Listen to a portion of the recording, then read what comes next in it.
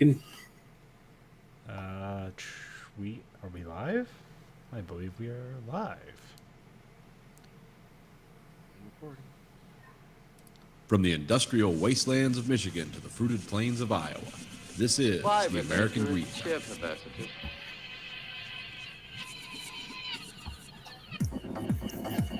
You are the dead. Remain exactly where you are. Make no move until you are ordered. We burn them to ashes and then burn the ashes. That's our official motto. Now we can see you. Clasp your hands behind your heads. Stand out in the middle of the room. Stand back to back. Who can explain the fascination of fire? What draws us, whether we're young or old? Here comes a candle to light you to bed. Here comes a chopper to chop off your head. And welcome to the American Greed Factory Podcast. Nathan. This is Conlon. Andrew? Tonight we have a great story for you. A series of unconnected stories. rambling journeys into the subconscious and other things. And we're also going to huff Freon halfway through. See if the quality of the show improves. I'm already on drugs. I don't know about you guys. We're going to experiment with adhesives and what's the other? Freon and paint. All that stuff. That's why I got carded to buy paint the other day. I was like, what? What? Tagging? Huffin's back. I thought it was like, I saw it says like, is this for tagging or something? Do I look like I'm going to climb up a bridge and put my name on it? And it's like, no, it's people are getting high with this. It's like, oh man, people are going for the generic high again. They gotta stop anybody from enjoying anything this year. Just Well, I mean, it just means kids can't get high by huffing paint, but adults still can. I came home and filled a garbage sack. Walked around in the haze for 2 days. So. Yeah, because that's what you want to do is inhale toluene or whatever. Yeah, just before you put your mask on, just to blow some paint in there, and then just go out through your day. Gold paint and just be walking around. I don't know where I am. Why am I here? Yeah, that was. Let's see what happened at work. Oh, yeah, we had a gunman. I think did that make the national news, or was that more of a local thing? There was a gunman running around the Rouge. Oh, really? What the fuck? Did he work there or just some random guy? Oh, somebody robbed a bank and then took the surface street, which is called Schaefer Road, all the way from, well, it wasn't a bank, it was a liquor store or something. It was something really stupid, like he stole a bunch of scratch-offs and ran out the door. He had a gun, and he goes being chased by the police up Schaefer Road, which runs right into the Rouge complex. And once you get in there, that's all just Ford and the steel plants, so it's not like clear where you're supposed to go unless you know where you're going. So I guess he just ran into one of the buildings, like crashed into the building or something, and just ran into the plant. Now he was in the steel plant. He never made it over to the Ford side, but first they had us all come to the large break area, and then they're like, "Oh wait, we can't do this. So everyone just go back to work." So we were running. Now the other plants in the complex weren't, because the trucks, they have to drive those outside for ramp and rail or whatever, so that they were just stopped, but we were still running because you couldn't clump everyone together in a common area because that violates one rule versus a safety rule. So, but no one, they found the guy on 94 like 7 hours later walking down the road. So that's Well, I mean, that's good though. I mean, I guess technically not kill everybody, but just let the law of nature sort it out. Whoever he finds first, he'll run out of bullets eventually. You got weighed down by all the scratchers and the responsibility of all this money. I got $20 here. What am I gonna do with it? Jeez. I got $20 and or $2 million in my pocket right now. They grabbed like the whole display, like it was those big plexiglass things with all the tickets. Yeah, he just grabbed that and put it in his car, and I don't. It just seemed like this. Yeah, that's a good reason to go to prison for 15 years. But yeah, that's so yeah, we all got pulled in and said, yeah, there's a potentially armed person on the premises somewhere, but because of coronavirus, we can't all be in this one area, so back to work. And good Oh, I luck. thought they were doing the whole not in one area. That way he couldn't storm in and kill people in the one area. They would have just locked. They would have just kept us in that one area if they could have. But you know, it's like we can't keep everyone, and we can't keep 500 people in here. So it's back to. But everyone was ready. Like guys were just you know, they're like, "Can I get that fire axe to have near my job?" You know, they were ready for full-on gladiatorial combat if somebody showed up they didn't know. It's like, but they wouldn't let anyone in or out. They wouldn't let trucks in and out either, so you couldn't leave if your shift was over. That made everyone happy. They were offering overtime. Like, stay and work. It's like, yeah, I don't think so. Let's go sit in the break room or something. But yeah. So that was exciting. That was all over the local news because I had to go vote that day. That was the union vote day, and so getting down to the local was weird because there was state police everywhere, and police every other road was blocked, so you can only drive one way down certain roads. And I was like, well, I gave my GPS a workout, finding my way over to the union hall. But there were cameras everywhere, like the doing the stand-up reports, like all the news affiliates, and so I didn't know if that made it. Well, I guess it wasn't really that dramatic, but. But if they shut that truck plant down for hours, they're probably they'll sue that guy for millions of dollars just so they can. You know, they'll never get it from him, but they'll just make him like an indentured servant. He's like, no, not my scratchers.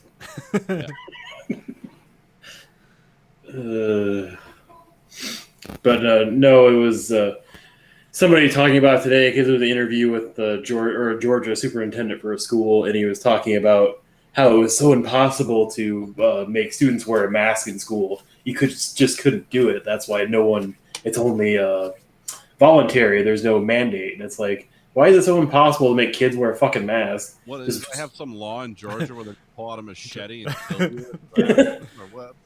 Well, we should get Al Jorgensen behind it and just make every day Halloween, and then everybody gets to wear a mask.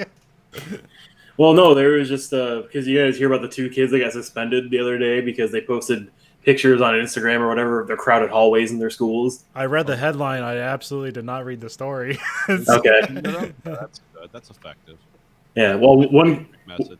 one kid got reinstated, but the other one's still suspended for a couple weeks. Which I guess maybe they won a lottery there, so they're not gonna have to go back to school until. Depends on how they feel about that. Yeah, I mean, I've heard effective plan so far of basically like Iowa's plan for schools is that 15 to 20% have to be infected before they'll even think about doing online learning. Otherwise, it's just nope, keep coming to school. It doesn't matter. And there's already been 246 teachers that have quarantined in the first week of Georgia schools being open because of coronavirus tests. And in Iowa, your teacher can come back to school if they're tested positive as long as they're asymptomatic. They can teach. Okay. And it's like, oh, that sounds like a good idea. Are these people's kids going to be the first ones in that are making these decisions? Well, I mean, our governor is so fucking far up Trump's ass, I'm pretty sure that we're going to all have to do everything until we're all either dead or sick in the bed. So not sure what the end plan there is on that. Yeah. Apparently, she's the worst governor in the United States, according to a recent poll. So that's fun. Oh, why is every bill she backed never gets put through or something?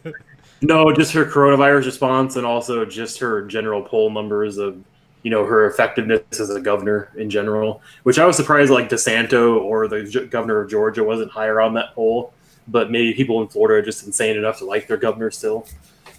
So yeah, they probably all agree with him. This is all a conspiracy. I don't care that my mom just died. Even though she's throwing her lungs up. Those people didn't got coronavirus. They all killed themselves because that's going to kill me. I'm going to kill me first. Yeah. Well, just having talks with people at work that believe it's a hoax, that it's all a Democratic hoax. And it's like, you still are on that? Like, that was like the thing in March. Why the fuck is that still a thing now? Yeah, move on to the next conspiracy window. I've never heard that the Democratic Party was behind this. I've heard that China was, but I've never heard the party one. But so one of my cousins, my aunt's stepson, was posting on Facebook that because my other cousin was talking about like, oh, I hope everybody obeys quarantine, so maybe we could actually have Halloween this year. And he's like, don't worry, if they delay Halloween a week, it'll be over because that's when the elections will be over then. And it's like, yeah, I don't think that's the way it works. But Well, okay. okay, yeah. That's. I'm glad to know that all these people are in full possession of the facts. Shouldn't surprise me any, but No, but they're in full possession of their feelings, and that's good enough for them. No, because the endless debate of it's infringing on people's rights and their freedom, and it's like, no, your freedom doesn't infringe on my freedom. That's the way that works. You don't have a freedom to wave a gun in my face because that engages in my freedom of not feeling safe and protected. So no, I that don't doesn't. get why it's such a big deal. I mean, I don't like it, and trust me, I'm in like when it's hot, I'm in 100-degree heat all day with one on. Yeah. But it's like I don't understand what's this freedom issue. I mean, yeah, if they say that's what I have to have on to go buy groceries, then that's what I'll put on. I'm not going to argue about it. No one cares what I think. They didn't Well, call me- any government mandate that reaches these people, just to them is just evil communism coming for you. This is just a gateway to communism. Oh, okay. I got to read this article I found that explicitly explains the way I feel about this issue. Freedom Cafe. Welcome to the Freedom Cafe. We trust you to make your own choices if you want to wear a face mask, and in the same spirit of individual liberty, we allow our staff to make their own choices about the safety procedures they prefer to follow as they prepare and serve you your food. We encourage employees to wash their hands after using the bathroom, but understand that some people may be allergic to certain soaps or may simply prefer not to wash their hands. It is not our place to tell them what to do. We understand that you may be used to chicken that has been cooked 165 degrees. We do not have to respect that some of our cooks have seen a meme on YouTube saying that 100 degrees is fine, and we do not want to encroach on those beliefs. Some servers may wish to touch your food as they serve it. There is no reason that a healthy person with clean hands can't touch your food. We will take their word for it that they are healthy and clean. Water temperature and detergent are highly personal choices, and we allow our dishwashing team to decide how they prefer to wash the silverware they will put in your mouth. Some may get sick, but almost everyone survives food poisoning. We think you'll agree that it's a small price to pay for the sweet freedom that no one ever being told what to do, and especially not for the silly reason of keeping strangers healthy. Because I was posted to a local paper and posted on Reddit as ad hoc piece of opinion, basically about, well, if you have a personal liberty and opinion to endanger my health, and my personal liberty is to endanger your health as well. You know where they don't give a fuck about masks and people just flat up refuse to do it? Montana. Oh, Sturgis this weekend? UK. Oh, really? People they just like, yeah, fuck you. They just won't do it. They refuse. Huh. They showed like beaches and stuff just full of people, and they had cops standing around with masks on, and there's people just like holding them the middle finger, like fuck you, I'm going to the beach. It's like, wow, okay. Huh. I don't know. I don't know why that is, but they say that they didn't even bother because they knew they're not going to deal with it. It's like, okay, whatever. Maybe that's why they had horrific death toll numbers. Well, yeah, I don't think they care about that, though. See, that's the thing. There are certain leaders in certain countries, and we're one of those, where the leaders don't fucking care who dies. They don't care how many people die. It's like, well, they're not going to be on Social Security now. It's a win-win. I mean, that must be it. This only kills the poors. Yeah, I don't think that's important. No, because because Sturgis is going on this weekend, and they expected 250,000 people to attend, even with the coronavirus. And there's people reporting there today that said that there was almost no one in the crowd, the sea of people they saw wearing a mask. And it's like, well, this is gonna surprise. No, I know it didn't surprise me either because it's like, yeah, biker culture and anti-authority. Yeah, okay, it makes total sense. They're not wearing a mask. But it's just kind of like, well, that's going to end well. 250,000 people going to the reaches of the United States. Just now, were they wearing a helmet? That's what I really want to know. Oddly, in the video I saw, not many. Because that was an assertion I made on some other podcast. I'm not sure if you hear. Is that the people that don't wear motorcycle helmets are the same assholes that don't wear masks? Like they're just the same asshole. Yeah, it's the same person. Yeah. Yeah, I'd say I that love makes riding sense. motorcycles. I never considered doing it without a helmet. Well, it's illegal where you are, but it's legal here. No, it's you don't have to wear a helmet here anymore. Oh, you don't? Oh, okay. That was a big victory. I remember a guy was telling me about it. That same guy now, and I'm not telling this story ironically. This literally isn't bullshit. He pisses his pants and doesn't know where he is half the time now. Because the week after they said you didn't have to wear helmets, he went and his bike dumped over on a freeway exit. And he smacked the ground, and it was like, okay, now this guy literally he doesn't work. His kids don't know who he is. You know, I mean, he doesn't know who his kids are. He lives 4 houses down from me. But yeah, that was a big thing, like not wearing a helmet. He used to tell me that. It's like, man, you don't have to wear a helmet. It's like, yeah, I do actually, because it's like if I get thrown off the back of this thing, it's not going to be good. But it's definitely not going to be good if my skull's crushed in. As I said, with modern medicine, they can keep this body alive. They can do it, but it's not going to be a life that you want. Oh, fuck that. Like 2 years later, is like, oh, did you hear about so-and-so? I'm not going to say his name. It's sad, but it's like, well, no, what happened? Oh, yeah, you know, they don't have to wear helmets anymore. He fucking bike slid out from under him going down a freeway exit, and I went and I saw him out in his yard once. Hey, how's it going? He just stared at me the whole time, like, okay, that's how it's going. And that's not the only guy I know that's fucked up like that from motorcycle wrecks without helmets. So, but yeah, those people, yeah, you're all immune to it. Fucking dead, or like I said, the way medicine is now, it's like it can keep you alive, but you know that whole life, that's a, we're gonna wrap quotes around that term, because you know, if you're just wandering around your yard like a 150-year-old dementia patient, I don't think that's a good life. Well, wear a helmet. Well, they said the plan for the town after everybody left after a week was to rapid test everybody's 7,000 residents, but no plan to, you know, trace anybody back. It's like, well, that'd be fucking impossible anyway. But at the same time, it's like, well, I guess at least the town folk get a test. You can do that on your phone now. Oh, track people or? No, yeah, you got. I have it turned on because, like, if I'm near someone, where is it? It's in my menu. CDC contact. All the Apple phones have it now. You can turn it on or off, but it'll alert you, like, if somebody else who has it on tests positive, they put it in their phone, and then it can, like, create a matrix. It won't tell you who or anything, but it'll say you were near someone.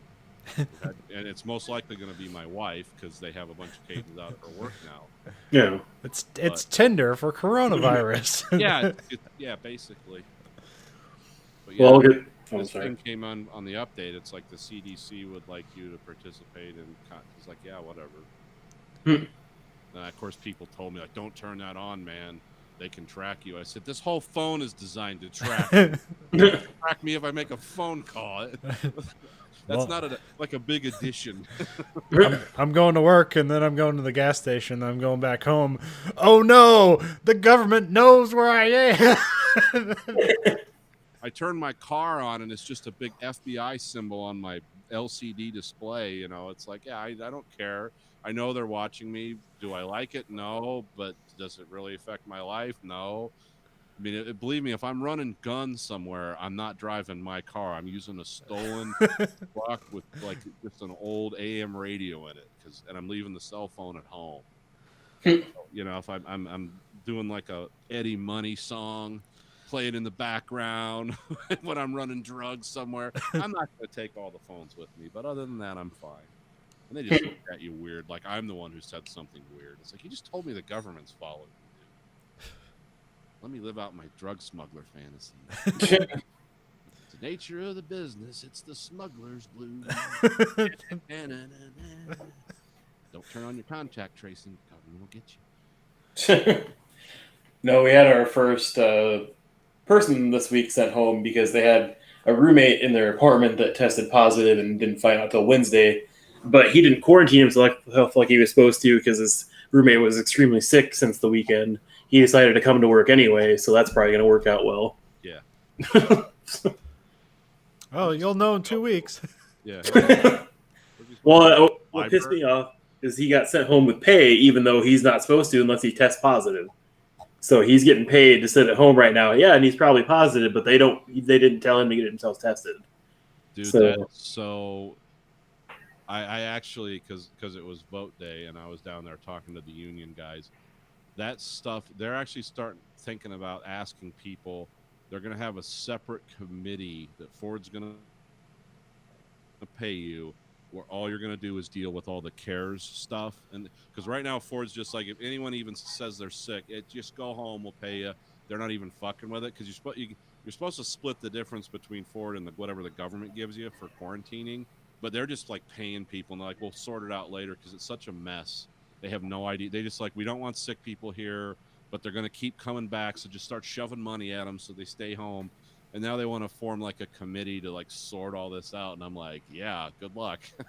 Because you're supposed to go through all these government regulations and then all the union stuff that they negotiated for it. And it's like, oh yeah, this is just a Byzantine nightmare of paperwork and nonsense. So yeah, it doesn't surprise me that your work did that, because they have no idea. They just don't want sick people there. That's like their number one goal.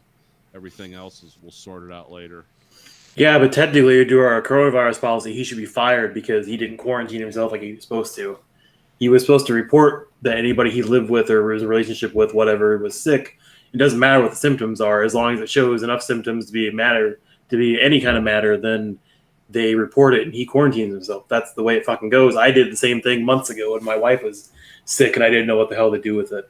So I didn't get paid for it. I had to take that loss. He should have to take the same fucking thing to protect my ass because I did the same thing for them.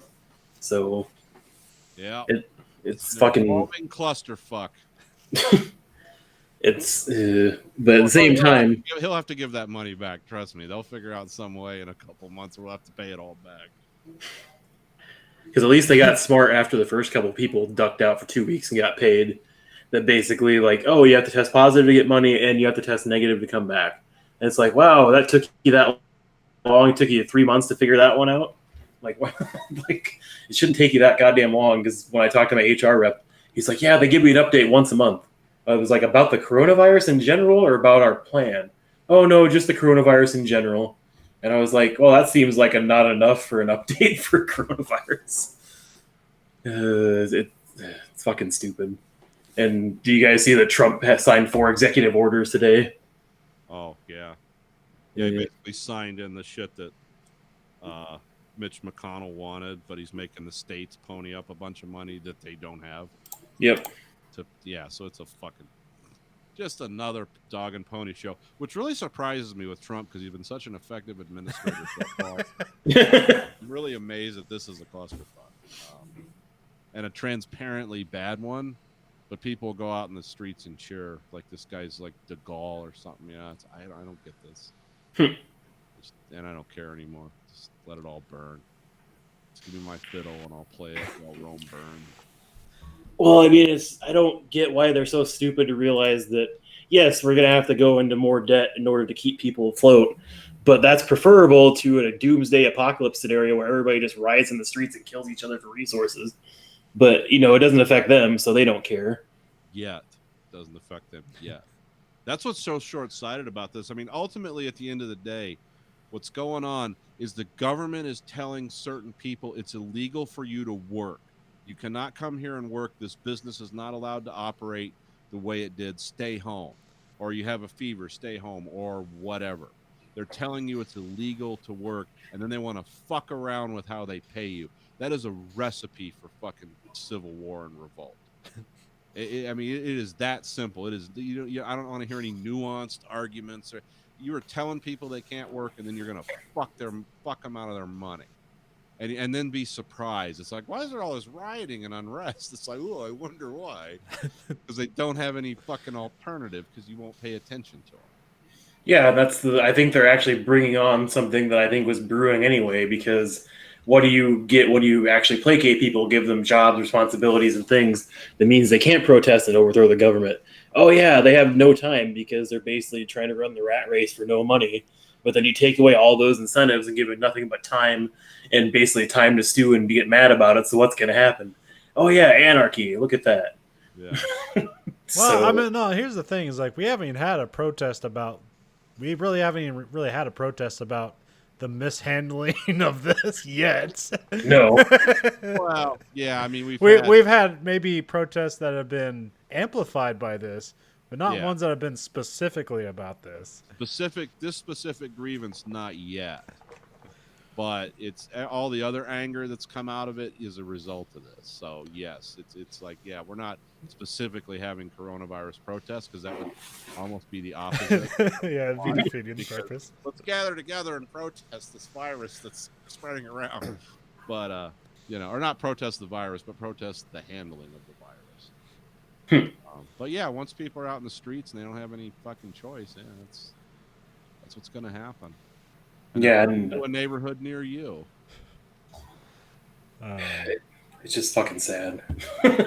Well, I mean, this is what we were preaching about before the fucking election. This is all we talked about. It's like, how's this going to get worse? Now we know. I mean, the next thing is we're going to wake up, there's a fucking mushroom cloud. It's like, oh, okay. Well,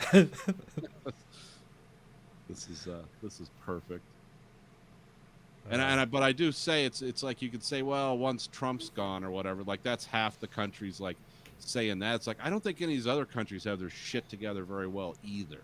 I think this is a large problem beyond the United States. It's just we're stuck up our own asses here because we have something that's obviously stupid going on. But I don't think anyone else has. I don't know what the great ideas are, except a cure. That's a great idea, but that doesn't happen overnight, no matter how hard you wish and hope. I think New Zealand's done well with it. That's the only one I know that's done well with it. Because Japan was doing well, and they kind of like reopened again, and then they just had like their worst. It's like spiked, like the worst. Yeah. And by spiked, it's like 5,000 cases. Yeah. But for them, that's like, oh, it's terrible. It's like it changes the scale dramatically. So if you look at the scale, it's like, oh shit, they're burning in fire. It's like, oh no. Oh no, more dark animes coming out. It's like when you it's like when you look at like Iowa's numbers, like it doesn't seem that bad. Or actually it kind of looks really bad. But it's not as bad as everywhere else, but actually like our numbers are comparable to what New York's numbers are now. So it's like 200 to 300 cases a day, and then occasionally a 1,000 spiker that will happen. But no, it's just I think we could solve the education problem right now by doing two things: supporting the people that need to stay home to take care of their kids and make sure they have some type of learning during this time, and then two, doing it all of it online or remotely as possible for a while until a vaccine's available or until this all blows over. Oh, are we giving internet to everybody now? It's not so much internet to everybody, but you could, even if you don't have internet, you could still mail work packets and mail, learning. No, I'm just saying there's a way to do this, and it is totally doable, but they don't want to do it because it makes them look ineffective. It makes them look like they can't run. Their margins are already razor thin, so they don't want to add more new things.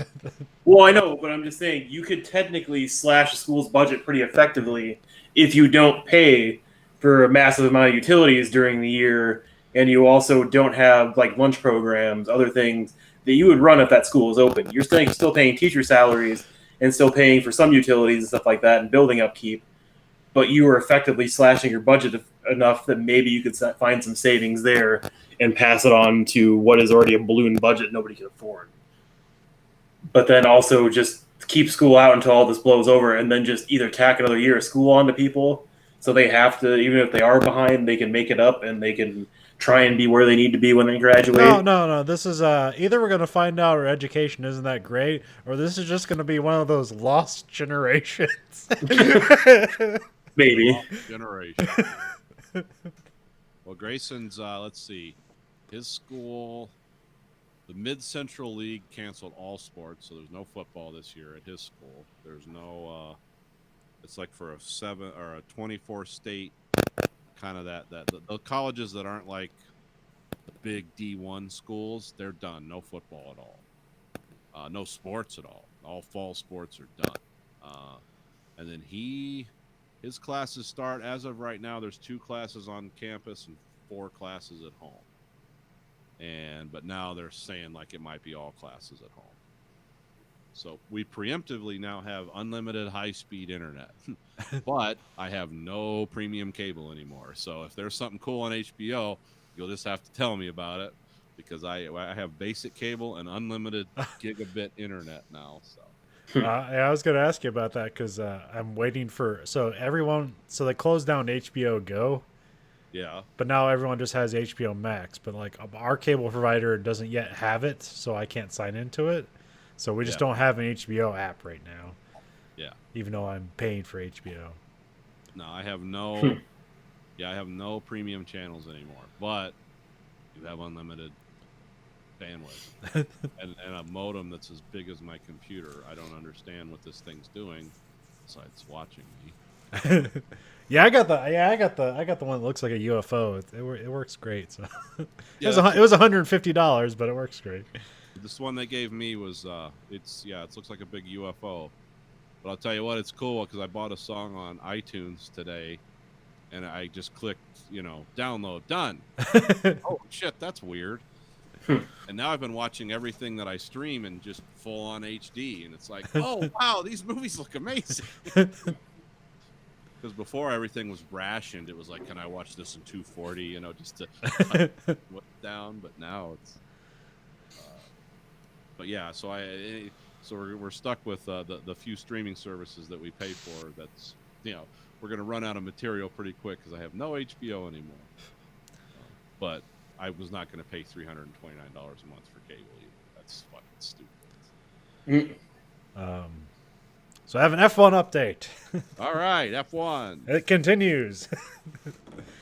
So yeah, where we left off last week is you had Sergio Perez tested positive for COVID-19, so he couldn't race, and so Nico Hülkenberg got pulled out of nowhere.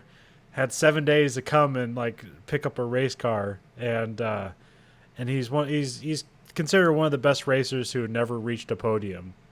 Okay. That means top three positions is a podium.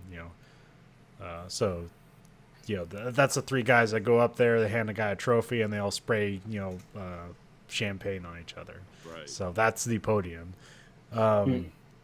So and he was kicked out of F1 last year because he just lost his seat at Renault. And so did the dream happen? Did Nico Hülkenberg just come out of nowhere and get his first podium ever? Are we getting a movie out of this? Well, so he qualified I think in 13th place, but he seemed to be doing. I mean, he like you say had 7 days to prepare for. Was effectively an hour long of 5G forces in every turn. Yeah, probably fun. There was a bolt sheared off in the engine, and they couldn't fix it before the race, so he didn't get to start the race. Oh. So instead of the Cinderella story, it was more real life. And of course, Lewis Hamilton won. Of course, although. What was fun about this is that he crossed the finish line on 3 fucking wheels. That's good. Good, exciting finish. Yeah, so his tire deflated and effectively, well, not necessarily exploded, but it's pretty much the tire wasn't on the rim anymore. I mean, there's still the walls of the tire and the loop of the tire was still there, but it wasn't connected. There was no air in that tire because because there's nothing containing the air anymore. And that it was on the last lap, and about halfway through the last lap, that his tire blew up. And the lap before, the other Mercedes, his left front tire exploded, but his exploded just before. Or just after the pit lane, so he had to go all the way around to pit to put new tires on, and so he was in second place, and then he was all the way back in 13th place when he got pulled out of the pits with 1 lap to go. Oh, okay. So that was a bummer for him. Same thing happened to McLaren. Last 2 laps, a tire blew up, pulled in the pits, he lost his place. He was in the top 10, lost his place. Another guy's tire just evaporated off the back of the car, and he went flying into a wall. That was pretty bad. There's a lot of tire trouble in this one. So they typically don't race Silverstone this late in the year. Okay. So the track is extra hot. Also, the track it's a very fast track, so it's very hard on tires. Oh. And they're running at a lower pressure because the lower pressure they have in the tire, the more kind of wiggle the tire has, the more kind of grip you can get out of it. So this weekend they're putting more air in the tire so it doesn't wiggle that much and the walls aren't as explodey. And so, okay, another thing is so I always say about there's 3 tire components. There's soft, medium, and hards. There's actually way more than that, but to simplify it, they just call everything soft, medium, and hard. Because there used to be like super softs, ultra softs, hyper softs. Like there's 7 different tires. So if you think of it, there's like you have 7 tires, and now what they do is they select a window between those 7 tires, Oh, okay. and that becomes your soft, medium, and hard. But it's like actually there's an extra one called like C7, C8, or whatever. But that's what actually is. So this year, so usually a team gets to pick their own tire set, but to simplify things this year, the FIA just gives you the tires. Everyone gets the same amount of tires. Oh, I thought they were going to let the other teams pick the other teams. And so for this race, they specifically made it that they're going to ride the race on softer compound tires, and that's seems problematic because this race course is tearing the shit out of these tires. Yeah. So this next race, tomorrow's race will probably be really interesting because everyone's planning to do at least 2 pit stops. Because most races, there's only 1 pit stop, unless it rains. So that should make things like way more interesting. Also, we're just looking for tires to explode. Yeah. I just ran across an F1 meme where the South Park episode where Randy finally gets access to the internet and jizzes all over himself in the entire room. And it says every F1 fan after seeing Hulkenberg start in the top 3. You ruined my thing. Sorry. So for this next race, so Sergio Perez had tested positive again, so he wasn't going to race this race. And so Hulkenberg was back in the seat. And like they go through testing, he seemed okay, and then they get to qualifying, and he qualifies in 3rd position. So he's starting in a podium position, just behind the 2 Mercedes. Okay. So but he hasn't actually like done a race in like a year. So actually, going fast is one thing. Going fast and trying to get around other people is a completely different thing.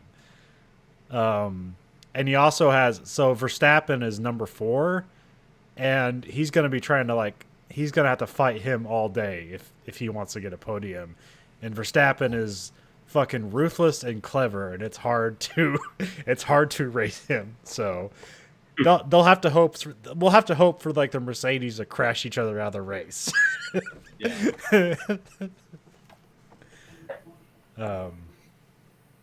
Yeah, Verstappen, he came in 2nd, which was like really, and like another thing is that in the last race, so they were like 30 seconds behind Hamilton, and then the person behind Verstappen was like 30 seconds away. So they had time to do a pit stop because they wanted to get the fastest lap, because that gets you 1 point if you get the fastest lap. So he comes into a pit stop, gets fresh tires, and then goes out to do the fastest lap. If they didn't do that, he would have passed Hamilton when his tire blew. Okay. But also, like, you could see, like, so Hamilton was like 30 seconds ahead, and you could see, like, in the background, Verstappen, like, coming around. He's coming up on him. And like, you can hear in the radio, he's like, where Lewis Hamilton is just trying to get around these corners on 3 tires. And he's like, all right, 30 seconds to Verstappen. 26 seconds to Verstappen. 20 seconds to Verstappen. And he crossed the finish line with like 6 seconds to Verstappen, but you could see him like coming up right behind him. And also there's fun little comparisons where they showed like how fast Hamilton was going on 3 tires. And he's going about like 130 miles per hour, and that was being slow on 3 tires.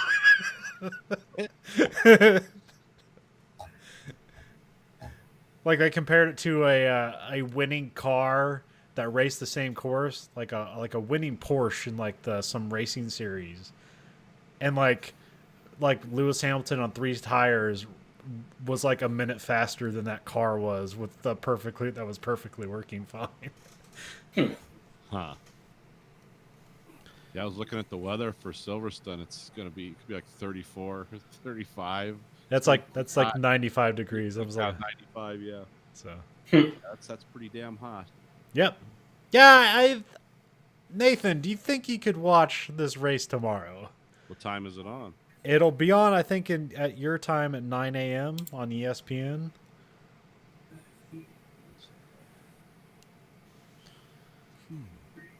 I don't know if it'll be a good race. I just want to see if encourage you guys to like watch a race once and just see what you think about F1. Well, I guarantee you my DVR is set up to record it. Okay. I'm gonna start recording it at 9. I don't know when I'll get up and watch it, but All right. But yeah, I expect it to be an interesting race, but who knows? Because usually, like how these races work out, the only interesting part is when at the start of the race when, because then like if somebody has a bad start and other people have a good start, like there are a lot of things can change places immediately. And then you're waiting around for about half an hour until a pit stop, and that's when it gets interesting again because like, oh, who's gonna fuck this up? going into the wall. Who's gonna pit wrong? And then after that, that's pretty much the race, and then pretty much nothing happens until like somebody wrecks or something. Yeah. Which actually, like over the last couple of years, I think the last couple of years has been like the cleanest races there has ever been in F1. Oh, okay. Like there hasn't been a whole lot of wrecks, there hasn't been a whole lot of retirements. Like the cars seem to work, and it's just purely who has the better car. Because races will actually because like the more wrecks there are, the more the safety car has to come out, and that's when everybody gets lined up again. So like all those gaps that people made like are gone now. Yeah. So that's why They've been working on for the last hour has just been destroyed. yeah. Yeah. That's why like the Ferraris who have been like terrible this year, like Leclerc he's had like 2 podiums in the past 5 races, and he should have none. Seeing how his car works, they've just like had really like good and fortunate strategy for the car they have. Okay. So, anyways, so that's the F1 update. Yeah, I'll be able to talk on this next week. Oh wait, I forgot. Racing Point. I remember that Racing Point copied Mercedes car, and then the Renault kept filing a complaint against it. Yes. So the hearing finally came through on that, and so what they found them guilty of some things and not guilty of others. It's weird. Because there's 2 ruling bodies. You have the FIA who makes the rules, and then you have the stewards who are sort of like the umpires of the sport. Okay. So it's kind of like the FIA approved sort of what Racing Point did, but then the stewards didn't. They found it. So it'd be like in baseball if the commissioner made a new rule and like, all right, we're gonna do this now, but then the umpire's like, no, this is bullshit. But they didn't. What Renault wanted is they wanted like anybody who the specific thing was about the brake ducts they used. Okay. Because like there's a thing called listed parts, which are parts that you're supposed to make yourself.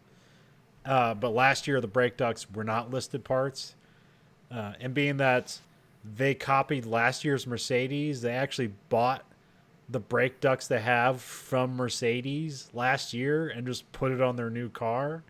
And that's the gray area. Oh, okay. So they fined them 15 constructors points and like 400,000 pounds. Okay. But still people aren't happy. So there's like 5 other teams that want to appeal the decision again. They want more stuff. They really want to fuck Racing Point over. So. Because like they've just jumped, like they're they basically jumped, like they're essentially better than Ferrari, they're better than Renault, they're better than McLaren potentially. Yeah. They're just better on these teams currently, and so all those teams are like, hey, like you guys cheated. And so even Ferrari's like trying to get on this, which is laughable because like they clearly cheated last year, and I was like, hey, you guys can't cheat. Yeah, So Racing Point becomes Aston Martin next year, right? yes, they do. No. Well, there's also a weird thing. So like Mercedes has kind of stayed out of this, and so the team principal for Mercedes is Toto Wolff, and there's been rumors that he's gonna become like the the CEO or something for Aston Martin, the car maker, Right. and so there seems to be a lot of buddy stuff between them and Racing Point because they'll become Aston Martin and they'll become this whole thing. But we'll see. It's been a lot of secret. There's been a lot of like weird photos of like Toto Wolff talking with people from Racing Point. It's just like behind somewhere. It's like, what the fuck's going on there? Is this just a general conversation, or are they plotting something? I like the name of the team principal for Racing Point. His name is Otmar Safenauer. That's a cool name. There's like his last name. I think it's how you say it, the Safenauer, because that's how other people say it. But there's like a Z in there and a bunch of other stuff. So, but that's how people say it. He was born in Romania, but when he was 7, his family moved to Detroit. So he's actually he's from Detroit. Oh, okay, yeah. Yeah, that should be. That's something fun. Well, what was that name of that company we were talking about that just builds all the stuff? Dallara? Yeah, did you hear they're making NASCAR next year? Dallara makes all the NASCAR frames. No, I didn't hear that. Yep. Well, NASCAR is contracting sharply. Yeah. They're going to be a lot smaller next year anyway, so I think they're just farming stuff out. So, yeah, because I remember I was reading something in Auto News about how, like, instead of having, like, 5 construction groups, NASCAR is just going to buy the frames from Dallara. Yeah. And increase it.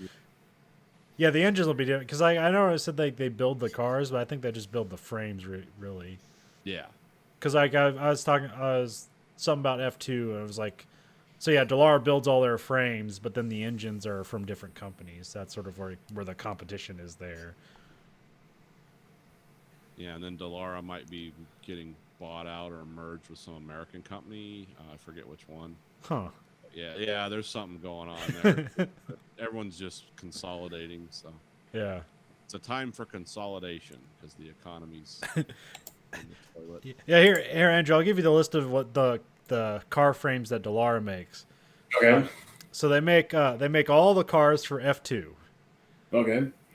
They make all the cars for Formula E. Okay.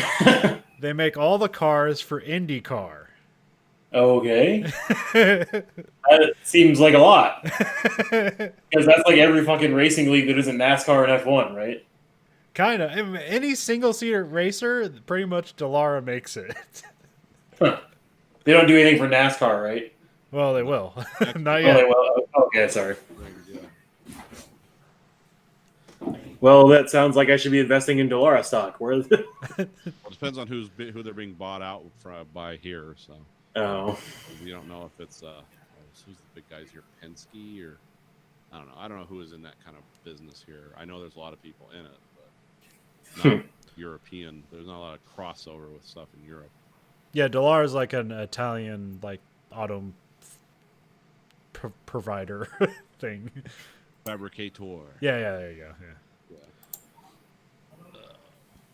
But I'm not sure if they just have like one big plant in Italy or if they have a bunch all over the place. I mean, F1 doesn't really do American races this year, right? They're just doing European stuff, right? Yeah, they've completely there will be no America races this year, either south or north. Oh, okay. No Western Hemisphere races? Yeah, that's it. Yeah. But all the teams are they all based mostly in Europe, though? Or is that, Red Bull's probably not, but... Well, like Haas is technically based out of America, but really, like 6 of the teams are based out of the UK, and the other ones are all based out of Italy.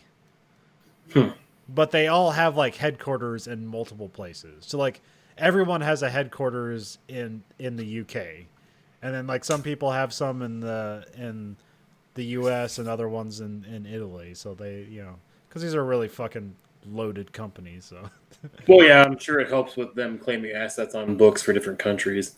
Because that's why I was more or less asking about that, because it was like, well, if you have South American and American races, what kind of import taxes and liens are you taking against those vehicles to send them across? Because they're technically assets, so they have to be taxed accordingly.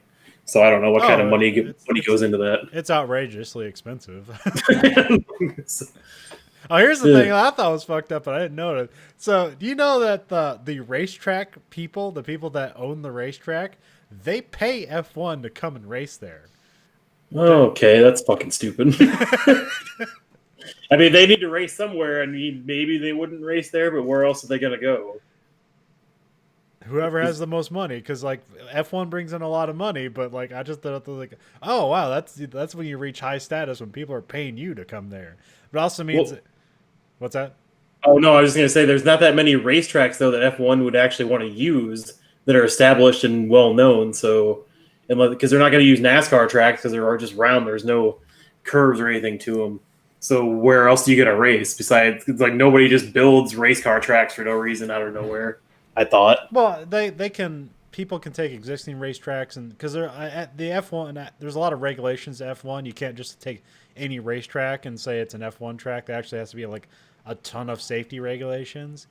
Yeah. Because there's like a reason like why wouldn't F1 like come and race do the Indianapolis 500s? Like why can't they do it? It's like, well, their cars aren't built for it, and also their cars go so fucking fast that if they hit a wall, there's just going to be people dead. So a lot of you'd have to like create runoff areas and stuff. And like the Indianapolis 500, there's a lot of different configurations to it. It doesn't have to be just the oval. You can make a road course out of it. They do it already, but Oh, okay. I guess I don't know enough about racetracks to like know what ones they could technically use or not in the U.S. or other countries. they just use one here. It's in Austin, Texas. It's called the Circuit of the Americas. Oh, okay. It's a really cool course. Has a weird stand thing that looks like a metal giraffe, but like only vaguely. It's fucking weird looking, but it's a cool track. I think I figured out the answer to the Dallara thing. What's that? Well, when they started making IndyCar chassis, they had to open they have a giant manufacturing facility in Indianapolis for that. Oh, okay. Huh. NASCAR stuff, they're going to open a facility somewhere in America to make those too. So Huh. that's why they're doing it, because it's like, yeah, we'll supply this and we'll create, I don't know how many people work at 50 people. I don't know how many people they get hired to do that, but yeah. So it seems like they set up a bunch of facilities in whatever country, because IndyCar is uniquely American, NASCAR is American, so yeah, they're going to set up stuff. Yeah. So did anybody else watch Umbrella Academy season 2 yet? I have not. No. Oh, really? Okay. Nathan, sorry, I didn't hear your response. He said no. Okay. I didn't know if Nathan really watched the first season or not, but No, I don't. You should. okay. There's no reason why. I just look interesting. I still haven't seen the season 3 of Ozark, and it's been like one of my favorite shows. And it's like, yeah. Well, I haven't seen past like halfway through season 2, so I mean, you got me beat. So, but no, I just asked if we just finished that tonight or whatever. He's watched the last episode, and I thought it was pretty good season so far. As far as what they're going to do with it in the future, I don't know. Since there's only one more, there's only 3 runs of comics for the Umbrella Academy, Yeah. and they've already covered 2 of the runs. So I don't know if they're going to do the 3rd one necessarily. Or they're just going to come up with their own thing for the 3rd season, if that's greenlit already, which I'm assuming it probably is. Yeah, I don't know. Yeah, usually Netflix will do 3 seasons of something before they cancel it. Yeah. Because you never know how well something's doing for Netflix unless it's doing absurdly well. Then they'll tell you. Yeah. Oh. It's a Bird Box thing, you'll know. Yeah. 80 million people watched it. Like, oh shit, they should have put that in theaters. It's like, well, I mean, I wouldn't guarantee 80 million people would have saw it in theaters. But. Yeah. Yeah, I would have definitely saw that movie in theaters. So, I mean, there's theaters open in your area, Nathan? I'm assuming no. Not that I know of, no. Okay, because there's nothing open over here, but there's not anything coming out either. So, Man, I can't wait for the Oscars. That's gonna be great. When it's just like Bad Boys for Life versus like, Sonic the Hedgehog. well, if Christopher Nolan would just eat all the money he's going to make off the box office and just release Tenet, he might actually get an Oscar. So, Yeah. But I mean, they're putting Mulan on Disney Plus for $30, so that movie's got to be great, right? I'm so starved for new content as far as just like anything movie or TV wise that just as soon as it comes out, I just instantly watch it for the most part, just because there's nothing else going on. Yeah. Yeah, I don't know. I feel like I'm like, but way. I feel like I should. I'm still like way behind on much stuff. There's too much stuff for me currently for the stuff I'm watching. Like right now I'm just like current with Doom Patrol. Well, I haven't seen the last episode, but I'm current with Doom Patrol. I was trying to let that build up because we still haven't watched the second half of it, but so far the first half's been solid, so it's been nice to see that show come back. Yeah, And I think that already got renewed, didn't it? I don't know, but like so now you can see it on HBO Max. Mm-hmm. So they might have like more money for the show, but no. I mean, that'd be cool if it like got another 2 episodes or something in the season, but I don't know how much the production cost for an episode is. I mean, it's got to be comparable to whatever they do with those CW shows, because it's like the same production company or whatever. So I'm interested to see what more they do with that show than any other comic book show on TV right now, except for maybe The Boys, I guess. Yeah, since that still hasn't. Yeah, it's still not out yet, but. Because my wife was bummed when she mixed up the dates last weekend. She was like, "Oh, it comes out this week." I'm like, "No, it doesn't. It comes out in September." She's like, "Are you sure?" Like, "Yeah, I'm pretty sure." I mean, I'm sure it'll go by fast once it is out. Because after that, I don't think there's anything big that I know of coming out on streaming services for content anyway. The next Expanse season comes out at the end of the year. Oh, okay. I guess I didn't know that because we're 2 episodes away from finishing season 4, and I've been really, really disappointed in the show. So, the book was way better than the TV show is. Really? Oh, okay. I thought completely differently. The character development is crap. It is shit.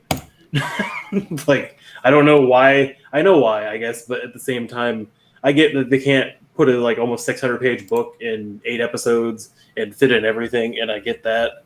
But like, I like the choices for actors for the main roles, the new ones anyway. But there's not a lot of character development in that way. It seems rushed, and they seem to just go from point to point really quickly without a lot of building, which I thought was better in the book because they it wasn't like a good ending in that book, but it was definitely, I thought, progressed better in the story-wise anyway. I like that they got rid of the whole B story where they're like the 2 ships like fighting. Like, that was stupid in the book. The main character that focused on in the book, the guy on the he's like the welder or whatever, who's like kind of becomes the de facto leader. Like he's terrible in the book, and they like pretty much just eliminate him from this season. It was like another good idea. Oh yeah, they switch his character to his wife, and then make him not a character at all. Really, they change his name, and he does. I mean, I guess I get what they're doing. They're condensing things and making things a little bit more PC, I guess. But I wouldn't say that arc was necessarily bad in the book. I mean, the scientists in general, like Irvi or Evie or Elvie, like she's really condensed and almost no character development. And she's supposed to be a pretty main character in the book, so it's kind of hard. Plus, that and parts of book 5 are leaking into season 4, which is fine. But at the same time, it kind of wish they would just have stuck to the stuff going on the planet. It's nice to see stuff Bobby's doing, but considering I'm into book 5 decently heavy enough now that I know that she doesn't do any of that shit in book 5. It's like, well, it kind of ruins her character because it takes her from morally, not corrupt and stands up for right things to like, no, I'm just a gang member now. So, no, that's more like that's more of a commentary on like all what's going on with Mars. Like, people are abandoning Mars. This idea where like, because she like, well, I'm doing this bad stuff, and she goes to turn herself in, and the guy's like, hey, can you do other bad stuff? Are you supposed to be the good guy? Which that's a good because like they do it like there's a really like the worst of the side story books is this one called was it Gods of Risk, where it's about the kid making like it's essentially the Bobby story, but it's about the kid making drugs and stuff like that, and the stuff about, and like that's done very poorly, and they rehabilitate that too. So maybe it's like why I was really impressed with the season, because there's a lot of bad things that they did with the books that they rehabilitated in the season. well, I don't know. I guess it plays into my experience with the book for this week, because it is a good sci-fi story, the book for this week, and I don't want to shit on it because I don't think the story is the problem. But after reading more of The Expanse, like, yes, not everything in that is well written and deserves praise, and is not well structured in some ways. But I think it tells the story better just by, I don't know, being written better. I guess I don't know how many more books that the guy that had written the book for this week has put out. If that's his first book or his 20th or whatever, sixth book. Second. Oh, second. Sorry. Well, yeah, the weird thing is that this book, we're talking about the Gone World now, Okay. by Tom Sweterlich. Yep. Cool name. Yeah, like that book doesn't have a Wikipedia entry, which is fucking weird. Yeah. Really? Yeah, because usually like I'll have that as like supplemental stuff, just to remember character names and things like that. Like I got none of that. Well, there's articles you can find that I had to read a bunch of articles that I've probably forgotten a lot of things about this book, but I enjoyed it. But the only other things that like he has listed done is like, remember when Neil Blomkamp was doing all those short movies? Yeah. So like he wrote a bunch of those. Oh, okay. Nathan has the list or whatever, I think. Yeah, I think he worked on Raqqa, but the one he was most known for was the I forget. Let me look it up real quick. It was the one set in Vietnam with the time distortion, where the guy had to wear what was it called? Let me look it up. Yeah, I have to look it up too because it sounds familiar, but I can't remember if Well, the story was called Firebase, and it's I forget who they called the guy the River God, because he was basically someone whose family was killed in war, and he's become this insane entity that like destroys space and time, and that was and this guy's fighting through different, like there's different realities shown for each character, because there's a guy who got burnt badly when they were fighting the River God and in some engagement, and he remembers he got burnt when like MiG fighters came and landed on their tails because these fighters suddenly swung in and landed like this, and they were spraying fire everywhere, and so it's like reality's unwinding around the River God, and so they send this guy in, and it doesn't really show what happens, but it kind of builds the crescendo where he's got some anti-temporal distortion armor on, and he's going to go fight the River God, and the CIA is behind it. And it's very well done because it looks like they took like all the scenery from Apocalypse Now and just really recreated the Vietnam War era in this weird sci-fi short. Yeah. But you can tell, like, oh yeah, this is I can see that Tom Sweterlich wrote this now that I've read his book. Because that's all about like time jumping around, Yeah. gators and stuff. So Yeah, and I have like literally no problem at all with that part of the story. It's just I don't think it's written well.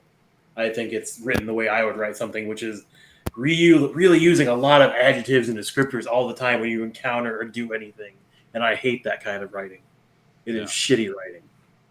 Because like I was going to use an example just from The Expanse from Sci-Fi where they describe just like, hey, this is a new ship, and they describe what it is.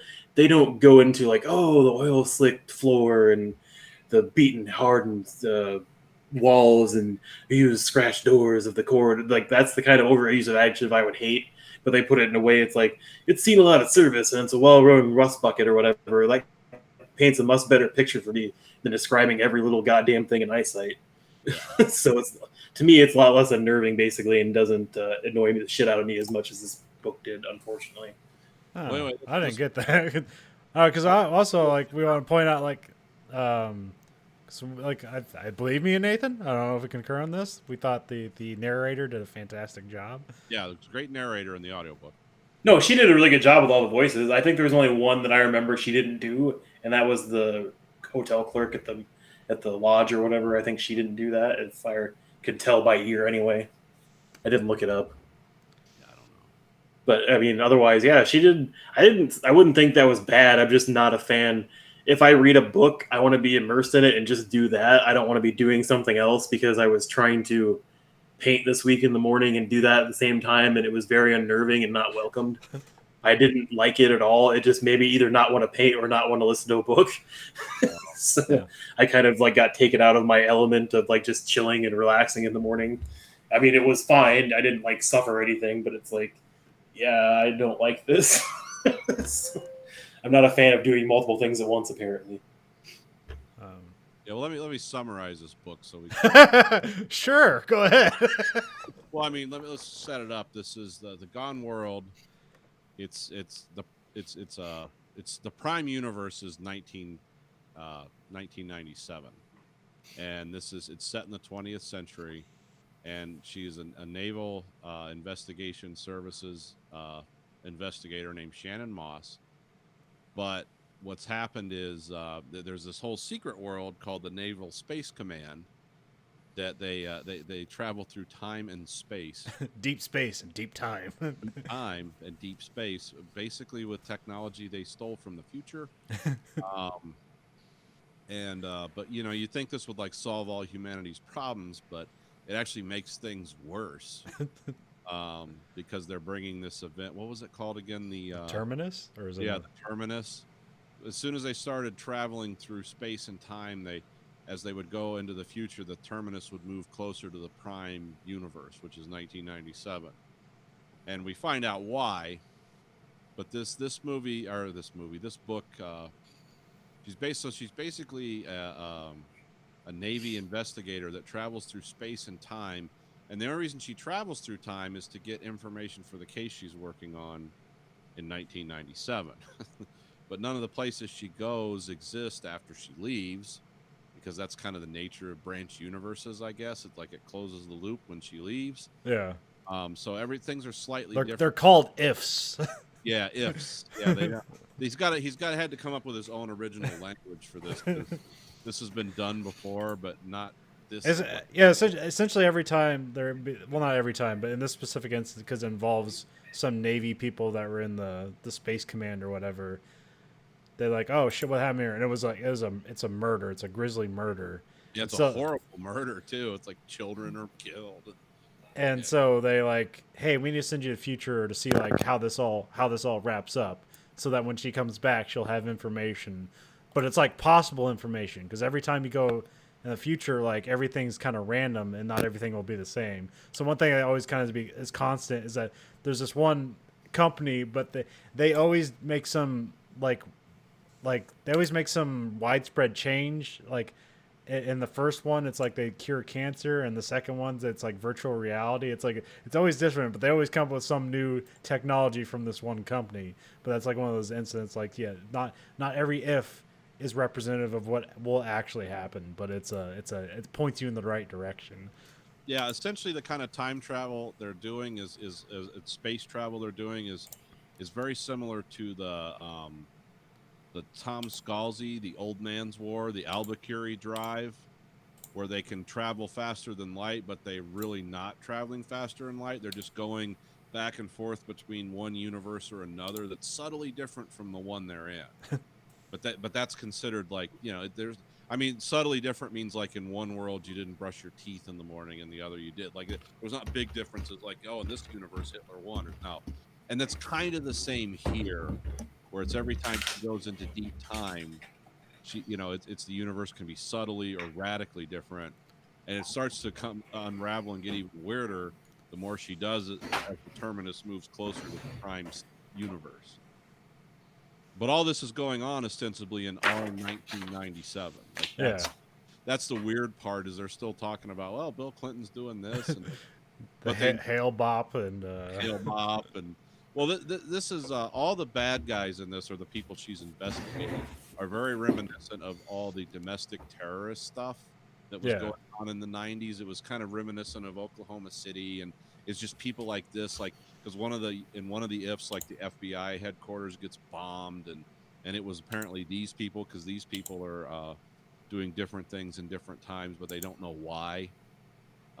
It's very important. It's set up early on that you can only go forward in time. You can't go backwards in time. Yeah. And you can bring another version of yourself from an if into the present time, but they're just but that's frowned upon. And they're just kind of an unperson in our universe. They're like, yeah, this is so-and-so's double. He fucked up and brought him back.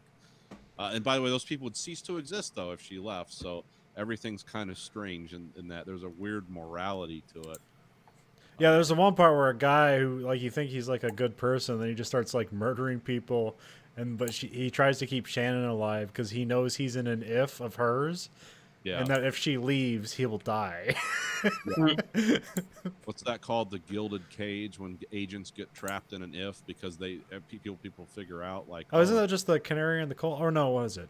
There's a canary in something. It's a butterfly in a glass jar. I think. That's it. That's it. Yeah. Which is like Ah. that's like a hazard that agents face. I mean, but this novel is densely complicated. It starts off she's doing a training mission at the terminus in the future. Yeah. But it's described very weird. Which you put me in the right place. You described it as like being like the Southern Reach trilogy. It was like Area X. Yeah. Where this place is fucking weird. She's describing things fractally. Yeah, sure, that works. A lot of things occurring at once, but like slightly different. And she sees herself. She's on a training mission, but she gets lost and is infected by the QTians. They're weird time things. Are those aliens, or is that just like weird time stuff? Well, see, that's what gets into all this started when the Libra, which is another one of these ships, goes to a planet and just basically discovers crystal life. But we don't know if the terminus is that crystal life moving closer to Earth. Yeah. And all the times they've moved around and all the distance they've gone, they've never found intelligent life. It's always been different versions of humanity in different futures or whatever, but they've never really found like alien life. And when they do, of course, they just go to the planet and start chopping the shit up because they don't know it's life. Like, look at these crystals, and they start cutting them open. Well, then the crystals just start cutting the people open, like in front of them. Like, what's inside these meat things? And but so apparently, when the Libra visits the crystal world, that's the terminus. That's the thing. It's the end of humanity. So the Quotons or whatever they are, they essentially infect your blood, but they're also like crystalline entities of temporal distortion. Yeah. So you start hallucinating. You're basically hallucinating through time if you get enough of these things in your body. That's all it's. A lot of things in this book are like big concept stuff. Yep, this is it. On to the next thing. you got to move pretty quick. It does tie together. But she during the training mission she loses her leg, and she sees herself crucified, and then she gets saved. But while she's being saved, she sees another version of herself, and she is like crying out. It's like, no, I'm still on the planet. You have to save me. It's like, no, you're not. You're here. You're right here. And she's right. And she's right and wrong. Yeah, and I really like that intro to the book because that was really gripping. But then it goes into just her being an NCIS murder investigator in 1995 or 7. I can't remember which year. 7. Okay, 7. But basically, I mean, that part was fine too. But it's just like, okay, you went from that gripping intro, and I think it's going to expand on that. It's like, no, just a murder investigation. It's like, oh, okay. Well, that's what it starts out as. But then when you figure out why these people are murdering and what they're doing, this is the original crew of the Libra, and they're trying to stop the Libra from ever visiting the terminus. Yeah. Here's something I thought of, and I don't know if it was. I'm not sure if it's like a conclusion you're supposed to reach, but it was something I was bouncing around. I don't know if you guys. Do you think those QTNs, the Crystal Life, do you think those are just humans, just all the way in the future? It's possible, but they've gone to the far, far future of humanity. Because remember, they'd go to the world where people were immortal and they're begging for death. Yeah. They've been alive like 500 years and they're just bored out of their minds and stuff. No, I believe that the crystalline, I wanted to use a Star Trek term, the crystalline entities was the only alien life that people ever found. And of course, because they are so alien, because how do you talk to a crystal, that it was ordained that we never meet, because this is what it would end up with. Because their technology and our technology would collide and we'd end up with the terminus. Because, what I was thinking about is because I mentioned about there's that constant refrain, like, do you believe in the resurrection of the body? And then there's always stuff about like people becoming beings of light, and stuff like that. And I remember there was something that isn't necessarily explained in Interstellar, but like, you know, when the thing, like suddenly there's a wormhole in space that they get to go to try to solve their problems. And like really that's like humanity, but that's humanity so far in the future. They become fifth dimensional beings and they're basically gravity waves now. Yeah. So that's why I was going. It's like I was wondering. Is like, is that why the entity is like starts ripping people apart and stuff? Because it's like remembering what it used to be, but it's changed so much that it doesn't know how to interact with people, and that's why it has the weird imagery of, you know, crucifixion and stuff like that, because it's like trying to like figure out, it's trying to remember what it used to be or something. That could be. I don't read that into it though, because Okay. I mean, there's a lot of religious overtones in this, like the crucifixion's the obvious one. The one agent she deals with who's always talks about faith, like when he was talking about, do you believe in the resurrection of the body and all that conversation you're talking about. But there's little throwaway lines in it because they say, you know, because the one guy, the bad guy, it wasn't Marcel, it was the other one. Hyde Kruger? Yeah, Kruger. Yeah, the guy who sounds like he's South African. No, or something. his last name's Hyde Kruger. His first name's Carl. Oh, okay. It's Hyde Kruger sounds like the full name, but it's actually Carl Hyde Kruger. Oh, I thought his name was Hyde Kruger. No, that's what I thought too. Which I looked up an article. All right, I totally missed that. Now the story's all different. No. Well, I mean, this is what happens when you have when the book is this is. I mean, this I guess the downside of an audiobook is you don't get to see the names. Yeah, and it's such a weird name. It probably means something. Yeah. But anyway. Well, I thought like the whole Heil part was like, you know, pointing at because he's basically a white supremacist at some point for no reason. Yeah, well, he seems to embody, like I said, this was kind of a love letter to the domestic terrorism in America in the 90s. Yeah. And so, yeah, they probably, like, that was either written into the character. He wanted you to see him in that frame. But ultimately, well, he couldn't. He's got the woman from Future Africa that she makes friends with is, because she was on the planet too. What was her name? Fuck. Yeah, I don't see with no Wikipedia. But anyway, I'm going to talk about.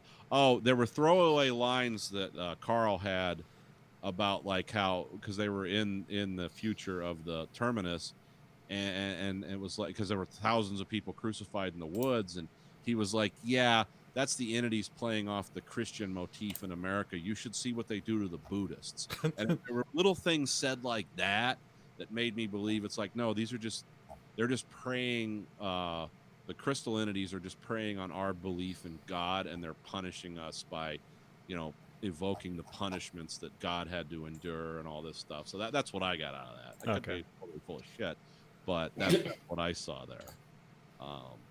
Because of a few throwaway lines that he had about, yeah, you should see what they do to the other people, what they do to the Muslims, and it was all kind of like, oh, whatever religion is part of the culture whenever this terminus shows up. Because there was a lot of weird things that happened in the terminus they didn't explain, like the running men. It's just the herds of people that just run regardless of. Yeah, and they're naked because they feel like they're burning. Yeah, and they're just constantly in pain and. No, and I thought that was the interesting part of the book too. I wish they would explain more, but I didn't get that deep into it, so I was hoping they would go into it more. Yeah, there's a lot. I don't know. They keep the large concepts kind of at a distance because they're more focused on a murder investigation, which is maybe I could see why you're disappointed with it. Because like, here's all this neat stuff. We're not going to talk about that. Well, I mean, I get that the story, because it is an actual good story, because it starts off with a big scope and limits that, but it keeps building it, but through a different way. And it actually makes it more intelligent that way, because it's not just like, oh, we're just going to show you everything and we're going to try and unpack it. We're just going to unpack it slowly, but still not explain it all. So, I mean, I have no problem with the story. It's just the way his writing technique is. Well, one thing I guess I can tell you, like, what his inspiration for the story was, is that, so he has like he has a very like eclectic in-law family. So his brother-in-law is an NCIS investigator. Yep. And so they were like just talking, and he'd be like, "Oh, it'd be great to like go to the future and just figure out how this stuff, and then like try to come back and prosecute that." So that's the kind of the origin of that story. Yeah. And then, Oops, sorry. And then his father-in-law, who I think is deceased now, is like a theoretical physicist for the Navy. And that's I think like the weird time thing that allows time travel possible. I forget the name of it. It's named after him. Yeah. So It's something drive. Yeah, yeah. so that's why like the Navy and the NTIS is like sort of the bulk of at the spear of time travel and stuff like that, because he just has this weird in-law family. Yeah, well, and it sort of makes sense because they like in the book, the brief history of this is they started discovering this was possible in the 70s. Yeah. Jumping forward in time, they had all this technology, and it's sort of explained, like that. It's just kind of like another facet of life. That's the thing, is the main character in this, Shannon Moss, is she's like one of the investigators from True Detective, where she's just kind of this dark person that's always focused forward on her mission. And she's very dissociated from people in her life, like her mother, her multiple mothers that she has a bad relationship with, because her mother's basically a bar whore. That's how she described her. But so she goes to these other ifs and kind of visits her mom and sees what's going on. And of course, everyone's life is miserable. And for them, it's like, oh, you left 20 years ago and you never called, and here you are. You don't look a day older, and it's like, I don't know what you're doing, but. And she has, in real time, she has the reverse problem, because she, in real time, or like in the current time, the prime time in 97, she looked older than she is. But whenever she goes to the future, how you have to go, what, like 19 years in the future for some reason? That's the limit of the jumping or whatever. Yeah. Or at least for the vehicle she takes. And it takes 3 months to go through time. Yeah, you're just sitting in a ship, in some kind of stasis or something. Well, she has to exercise during the 3 months to try to, but that's also like the weird thing is like they tell you it's 1997, but you have to remind yourself like all the technology is the same except for this hidden navy and all this stuff. That's one of the things that's hard to believe is like, because at some point it's like, oh, only America has this stuff. They're not telling you how it's hidden. Because it's like she hops in that class, and then from that class, they just take a spaceship to the moon. Yep. And like it's like nobody saw that. But also, she's a fan of the X-Files, so then that just like leads into it. Yeah. She seems to have like little touchstones in her life, in this very 90s life she's living, except when she's traveling around through time. There's all kinds, because this is an entire group, a giant organization. So there's probably all kinds of ways they go to the future and keep this secret from the rest of the world in the Prime universe. Yeah. We'll go see like, oh, who betrayed us, who breached us, who sold this information, and they just go and arrest them. But then they have a weird thing about there's like pre-crime laws. They go to another if and somebody does this stuff, and they're like, oh, this is the guy that fucked us. All they do is watch him closer, because you can't really like just lock him up and throw him in jail for what a tangent of his did in another universe. You can't necessarily do that, but it gives you ways to look at things. I mean, this could be a huge world, and we've just seen a very small part of it. Yeah. Or it's just like, yeah, this is a lot of weird ideas, and here we go. And I have to tell a story, and this is the one I'm going to tell, because it does involve the whole world eventually. But it gets the big black hole reset in the end. So that makes sense. And after I learned that, when I read the end of synopsis from the part of the book I didn't read, I was kind of like, that's kind of fine, but also a downer, because it's like, oh, all the stuff I just read and all the multiple timelines and everything else, that's all just thrown out the window when we start from square one, and she's a teenager again, and back when her friend was still alive, and instead she doesn't get killed, and now she's pregnant, and she thinks about how her boyfriend's going to propose to her, and that's the end of the book. And it's like, that's just, after you build that character up so much and then it just becomes a wasted person again, it's just kind of like, well, that sucked. Well, yeah, some people said it's kind of like it's just a dream ending, essentially. Like you just woke up, it was all just a dream.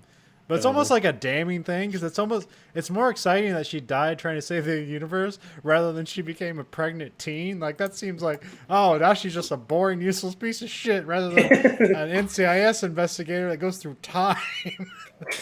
Another West Virginia meth story. Your way. But there was a similar thing, a similar respect that happens in the Dark TV series, where it's like, yeah, things get reset, but like really you have to remember, like people sacrificed themselves. It's not all just a dream because people had to go through and sacrifice themselves for a future to exist. And essentially the similar thing happens here. There's also like weird things about the footsteps that are unclear what that is. And Yeah. like we don't know. It's just kind of left ambiguous. Like it means something, but we don't know. Yeah, I mean, you could write other books on because everything else didn't go away. Yeah. 'Cause, she wasn't. This all happened before she was born with the discovery of this technology, and then there's those trees in the woods where you, because that anomaly was created when every time the drive fired.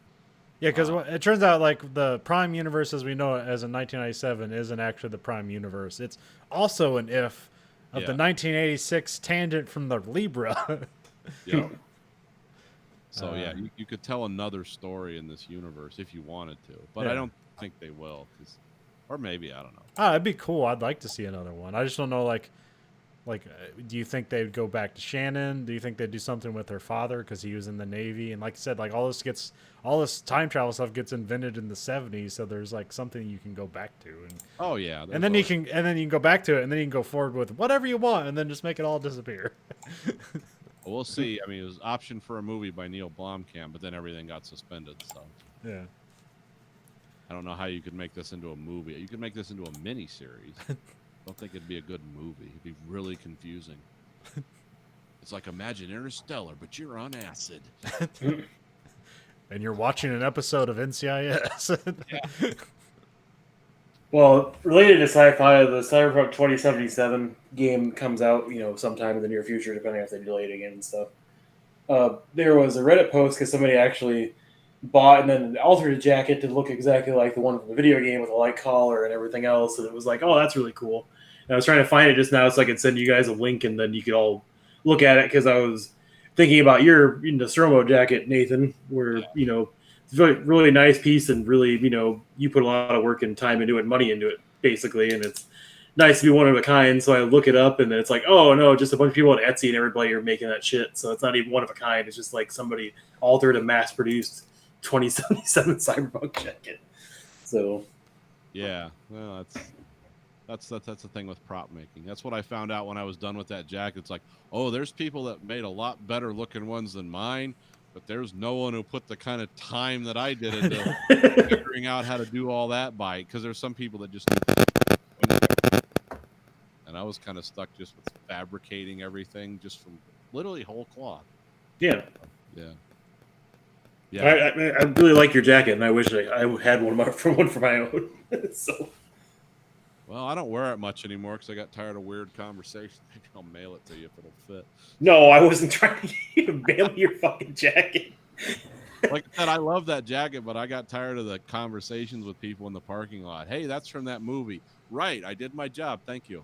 Like now I want to have a 4-hour conversation about, everything.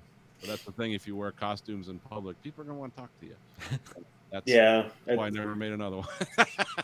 yeah. I guess I didn't really think about that as a drawback, because I probably would hate that too. Where it's like, that's from Aliens, right? Like, or Alien. It's like, yeah.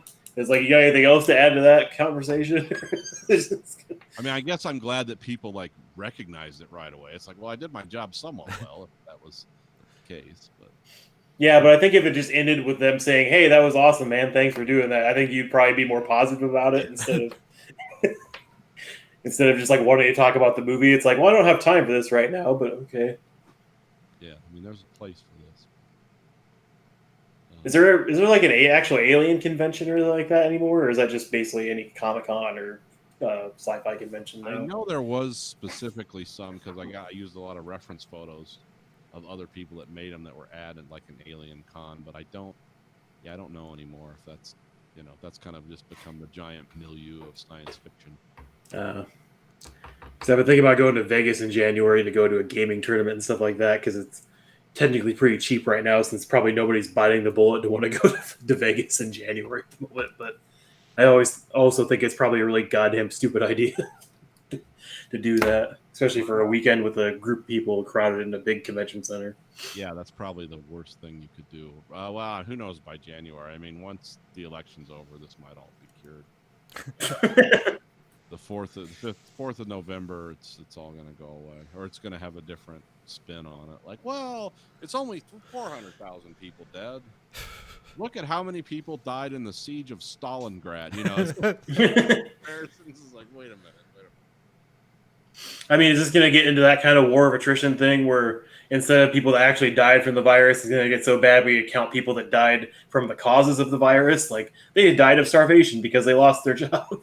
Well, I mean, yeah, everything's so political and fucked up in this country around this. It's one of the reasons our reaction, because we can do things as a country. We have proven we're very successful at that in the past. But when you put a lot of politics and bullshit and just everyone just has their own little pet theories, and that's the most important thing in the world to them. And if you're a leader or whatever, it's just like Trump, you know, talking about people taking quinine or whatever the proper name for that is. And it's like, well, some people say it's effective, some people say it isn't. But is every doctor in the world coming forward and saying, yes, take this and you won't get COVID-19? No. They're not saying that because it's different for everyone. But that's just one example of just the weird twists we've gone down with this. So, yeah, I don't know. This has been so politicized. I don't know how it's going to go. Well, because I was actually have that hydroxychloroquine conversation with a coworker this week because he was pressing that it was actually useful and people should take it. And I was like, you know, there's been several major studies and only one study has actually backed it, and it was the one with the less research and no cross-check and no any peer review or anything like that. It was just a rush study that was poorly done. That's the only one that's ever backed hydroxychloroquine. Everything else has said, no, don't take it. You're an idiot. So. Yeah, it's just an example. And I don't know anything of the basics, you know, because some people swear it's a prophylactic and you won't get it. Some people say if you do get it, it'll make it better. I don't know. I mean, the majority of doctors, because I'm not a doctor, say don't do it. But they also say don't be a big fat ass, and I'm not listening to them about that either. So, you know, neither am I. It's like, yeah, I just, but when it comes to stuff like that, you know, I think there's a right and a wrong answer in it, but I think it's become so politicized. It's like, yeah, will we be counting casualties like that so someone can get elected? Yeah, sure, absolutely. I could see it going that way. I don't want it to. But.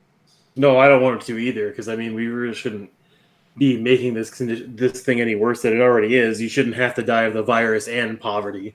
Yeah. So I mean, it's not really, but nobody was willing to say that there because somebody was saying that Joe Biden can really get out ahead of Trump if he just did simple things like put videos out saying like, hey, everybody's life matters and we need to support people. We just need to get through this and be smart.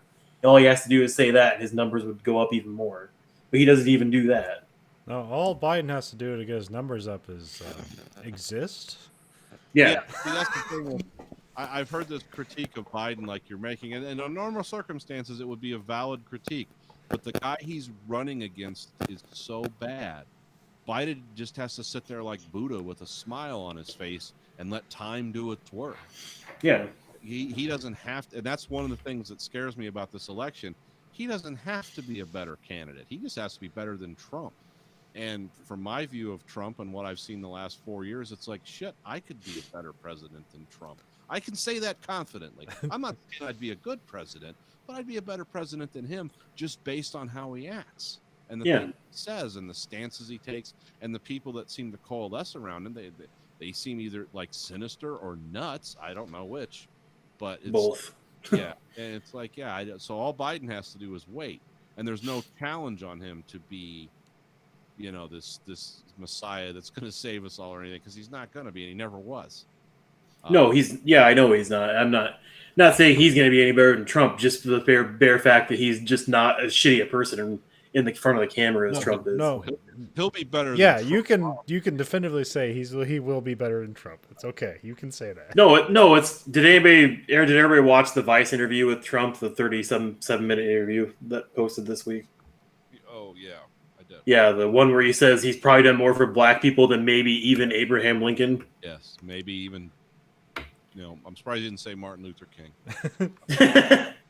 Well, I mean, it's just because I fact checked a lot of that shit because I just paused it and just Googled everything and kind of ran stuff down to see where he was coming from, just to try and give him the benefit of the doubt since he keeps saying the same fucking thing over and over again and everybody claims that he's right bullshit.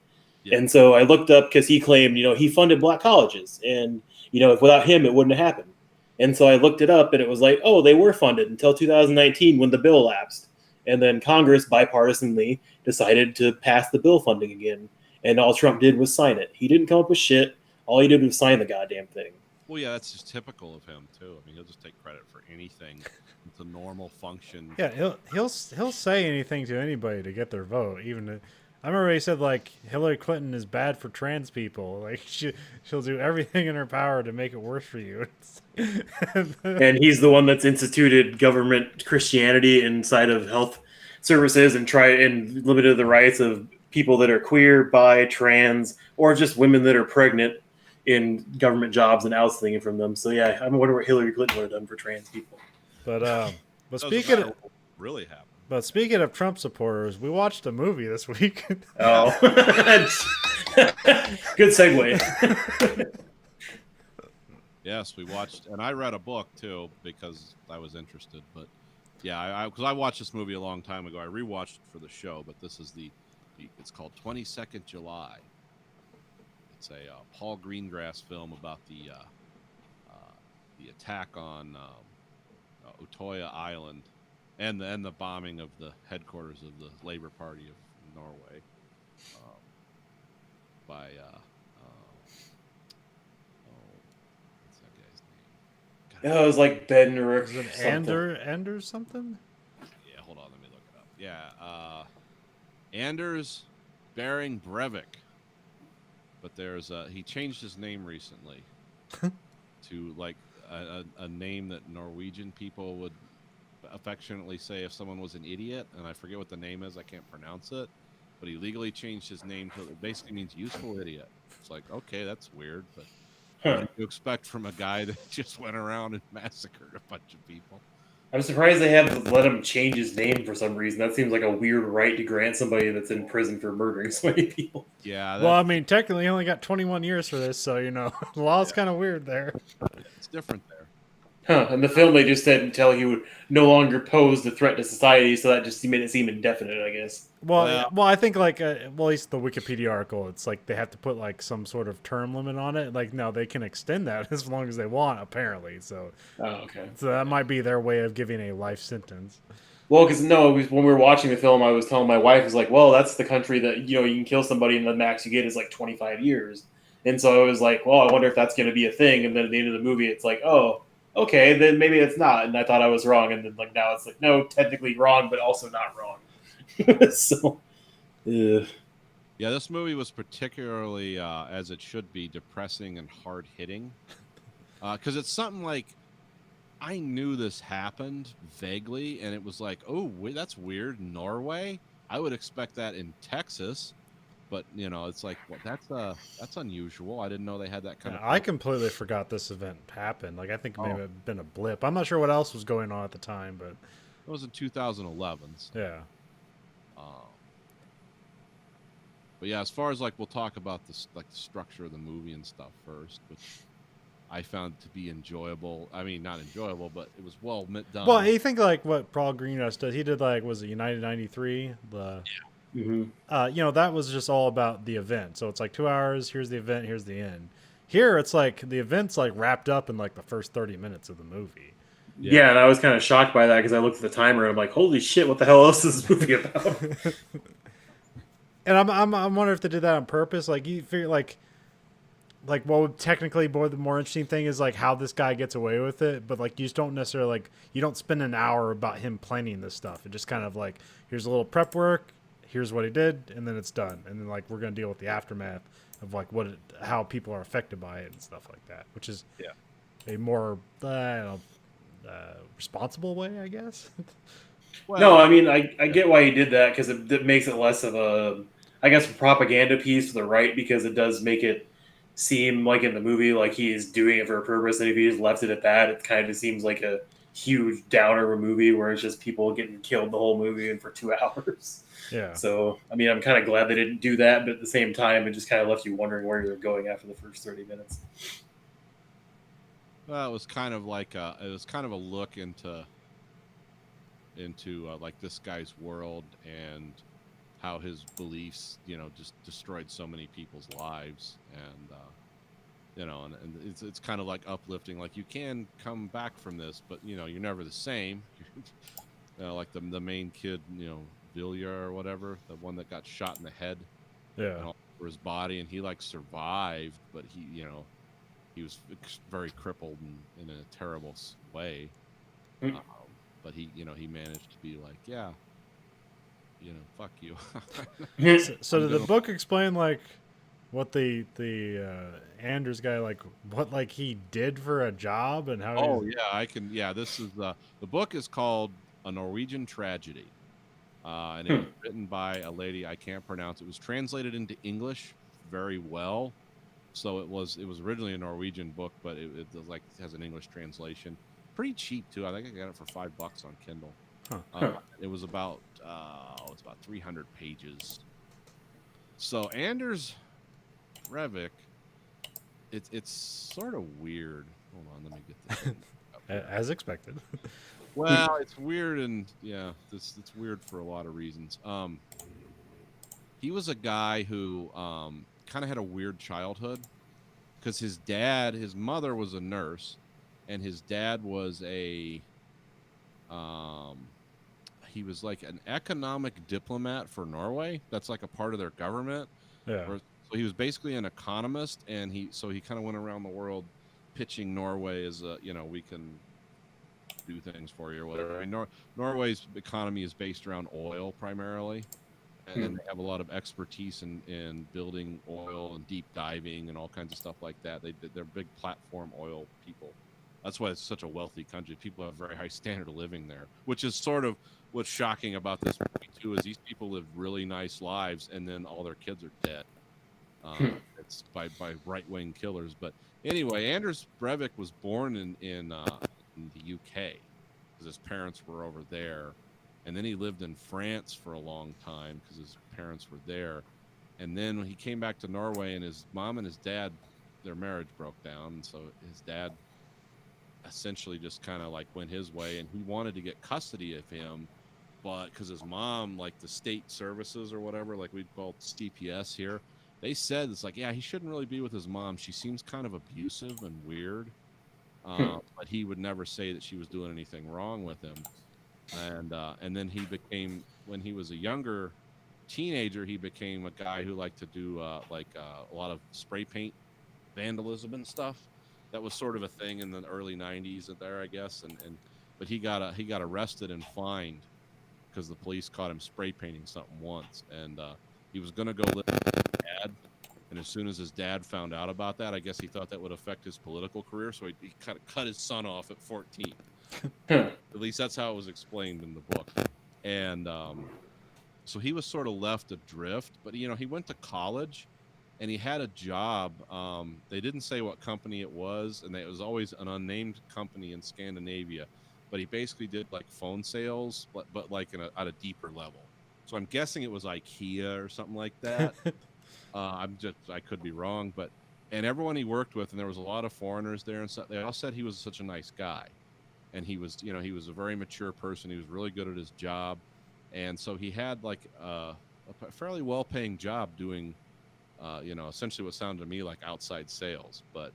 And then he started his own internet company, buying and selling stuff. I'm not sure what it was. It gets really vague there. It gets hard to, because there's a lot of things there like. It's not here where like the press is wide open and everyone's life is just completely on display. There's some things you just can't talk about there because they have laws about privacy, even if you do shit like this. But so essentially, he started this internet business and made a lot of money. But then the business collapsed. It was around like the first tech collapse, the first big tech collapse. Yeah. So he lost all his money supposedly, and then had to move back in with his mom. And then he got kind of his old job back for a little while, working his sales job at the unnamed company. But then he decided he's going to quit that, and he's going to go be a vegetable farmer out in the the farming areas of Norway.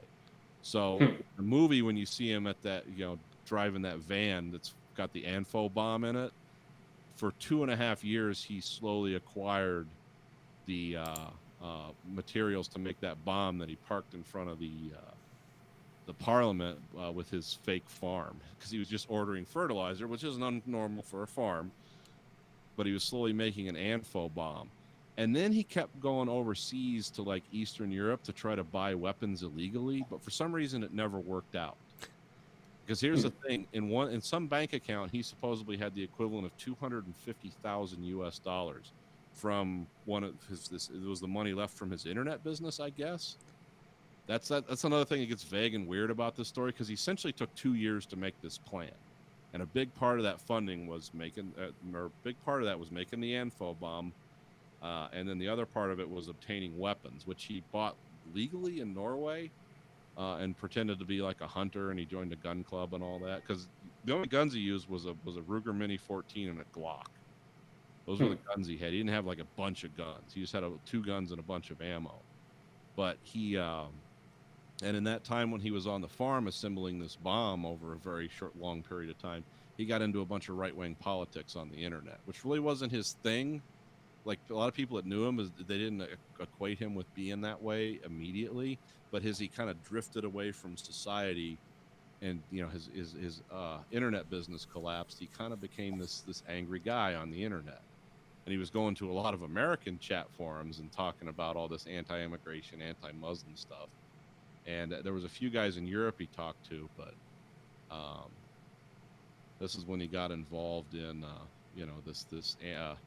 I'm a Templar and I'm protecting, white Europe from the immigrant hordes. I mean, it's all the stuff we've been hearing for years and years and years. This guy really thought Timothy McVeigh was a great guy. And if you pay attention to how these guys act and how they're interviewed, because you can see some interviews with this guy, it's like, oh, they're just the same person. It's just this guy's from Norway and Timothy McVeigh was an American. And we actually execute people that kill a lot of people here. It took a long time, but we finally did fry McVeigh. But if those two had ever met, they would have immediately found common cause with each other. They even said it was bizarrely weird how similar they were.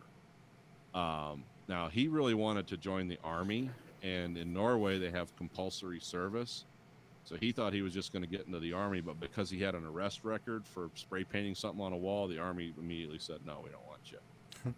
That's that was another like missed opportunity. If they put this guy in the army, he probably would have not done all this crazy shit. Would have done other crazy shit, but yeah, his mother was very strange. His father would not talk to anyone, so you can't find anything out about him really or what he thought.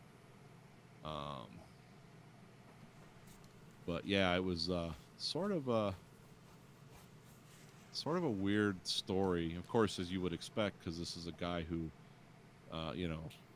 basically started a fake farm to make fruit and vegetables, but he was just really playing Call of Duty and World of Warcraft and going to right-wing chat groups and talking about strange things.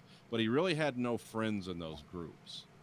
But he just liked to acquire their motifs and because there's he took a lot of weird pictures of himself. He took pictures of himself in army gear. He took pictures of himself dressed as a Freemason. He took pictures of himself in all kinds of weird things. And he also had a lot of plastic surgery done when he was in his early 20s because he wanted his face to look really sharp and angular. And he compulsively worked out and took a lot of steroids. Because actually the guy in the movie, he does a good job of being sinister, but if you look at the guy in real life, like this guy was a lot bigger than that. And in this movie, he's like an emaciated Chris Evans.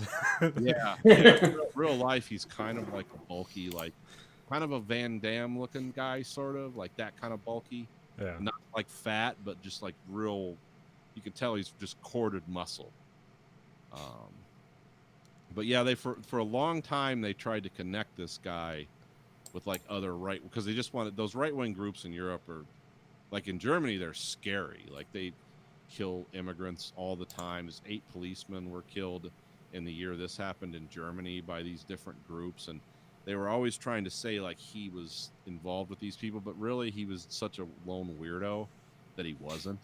It would have actually made more sense. This seemed almost more random and disheartening because he wasn't involved in some group. Yeah, it wasn't an elaborate. No, it wasn't an elaborate take out of like a group of people. It was just him, and he did him. A lot of damage. Yeah, and he planned this for years. Like, because the weird thing was, it's like when he attacked the Norwegian, the headquarters of the Labor Party in Norway. That time of year, everyone's on vacation. That's like their month off is July.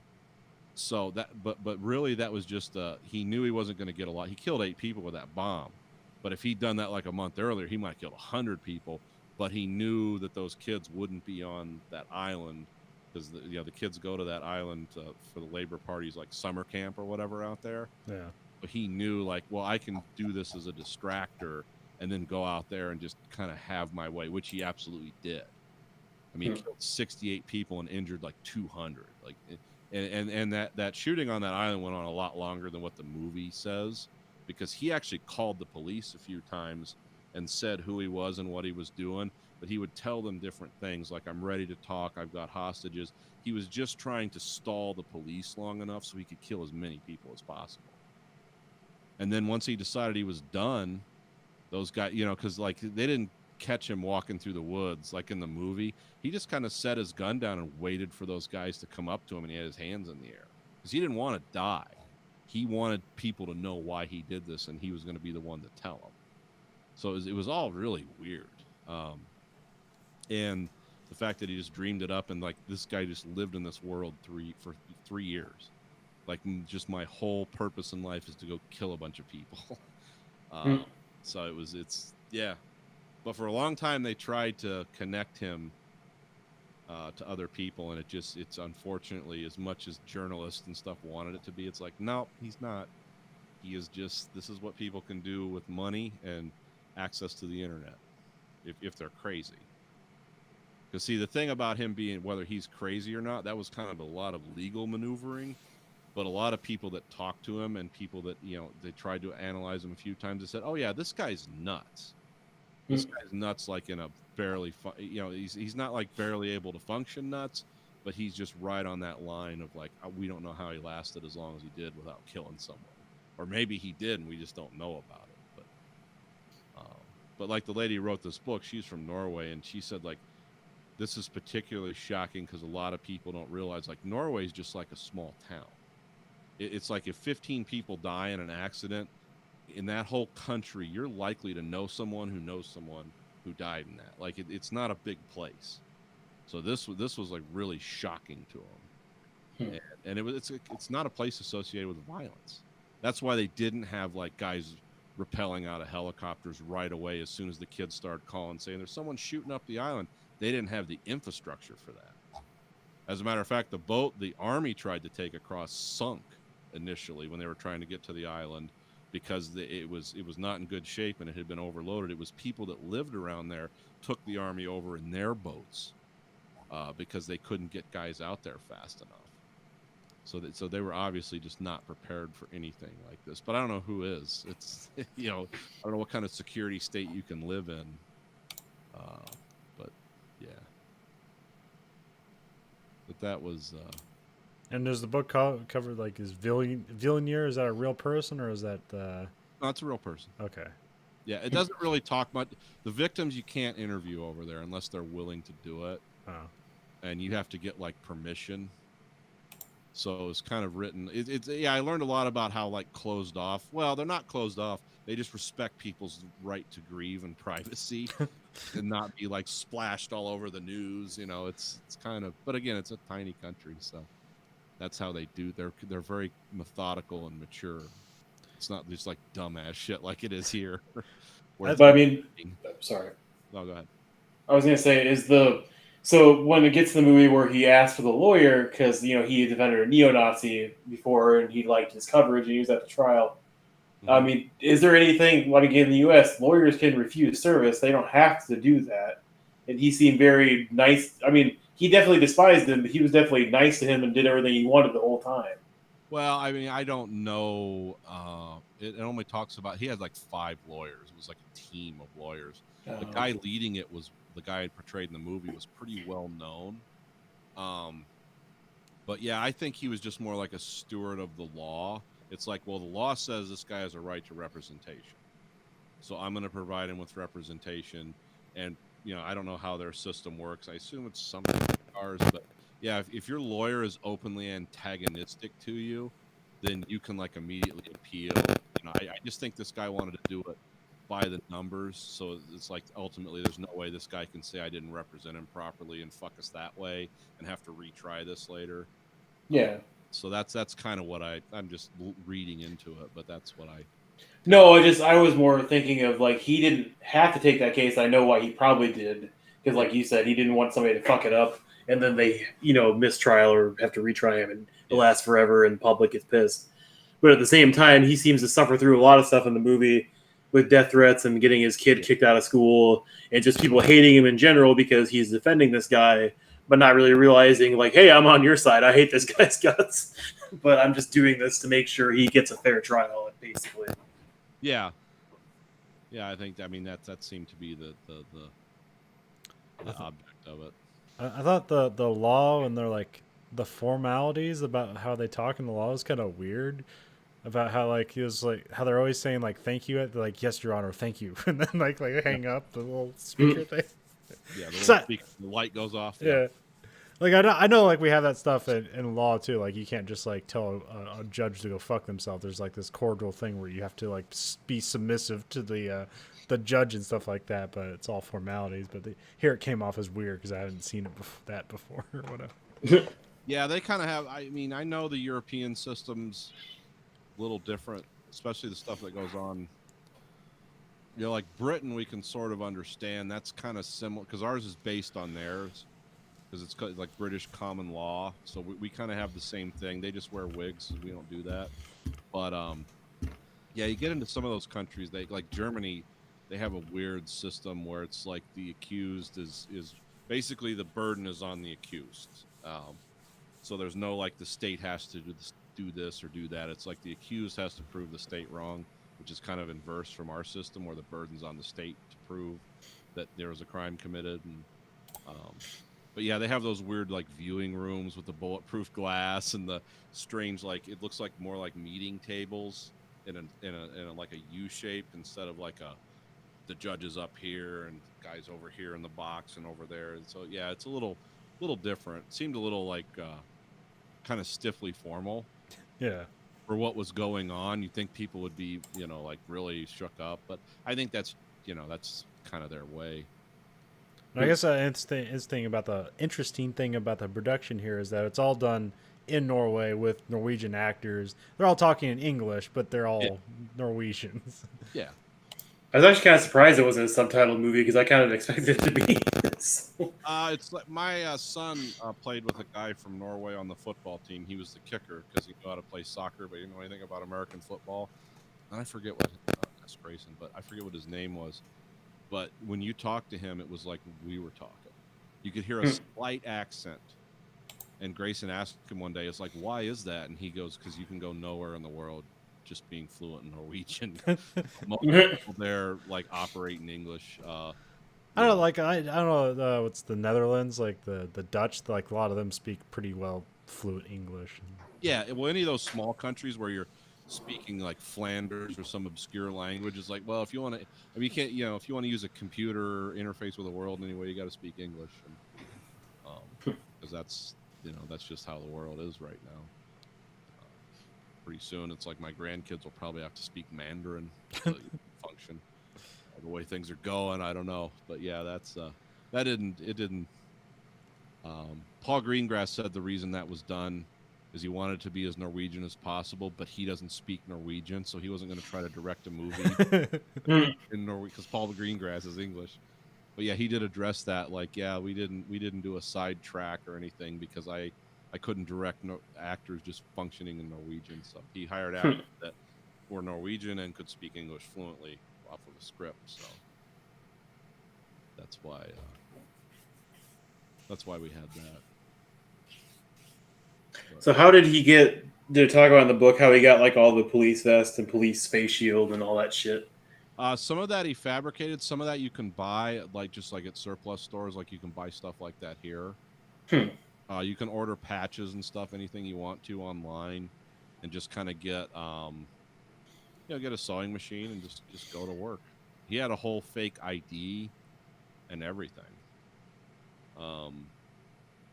So yeah, that's how he did that. And he looked like he looked like some guy who was in the army or a cop or something. He looked the part.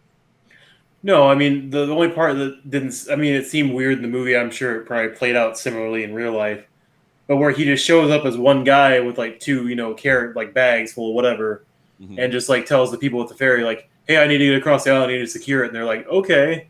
And then like the woman shows up with the head of security, and it's like nobody seems to question him until it gets to the point where they ask about if he's worked with this guy, and they finally want to see some ID. Is like, yes, one cop's going to secure this whole island for some reason, even though kilometers wise they were like 20 some miles away from Oslo. So Yeah. it's like, what does that have to do with the explosion in Oslo? Why is this cop coming here with a gun and everything else? This makes no sense. Yeah, I mean, it would seem weird, but we've had people here pretend to be cops and kill lots of people, and because people see the uniform and they're like, yeah, okay, dude, why wouldn't this guy not be a cop? I mean, that a guy in Canada did that like 3 months ago. He dressed up like a bounty and even had a police car that he made himself that looked like an RCMP car, and went house to house to house and killed a bunch of people. They would knock on the door and be like, "I'm a cop. I'm here. I need to do." "Oh yeah, come on!" And they just start shooting everyone. So yeah, that's. Yeah, it probably wouldn't make sense in retrospect, but at the time, maybe. And also, like, people are hearing about the bombing, and there's a lot of people confused about stuff. It's like, oh, a cop's here. Like, good. Somebody will bring order or whatever to the situation.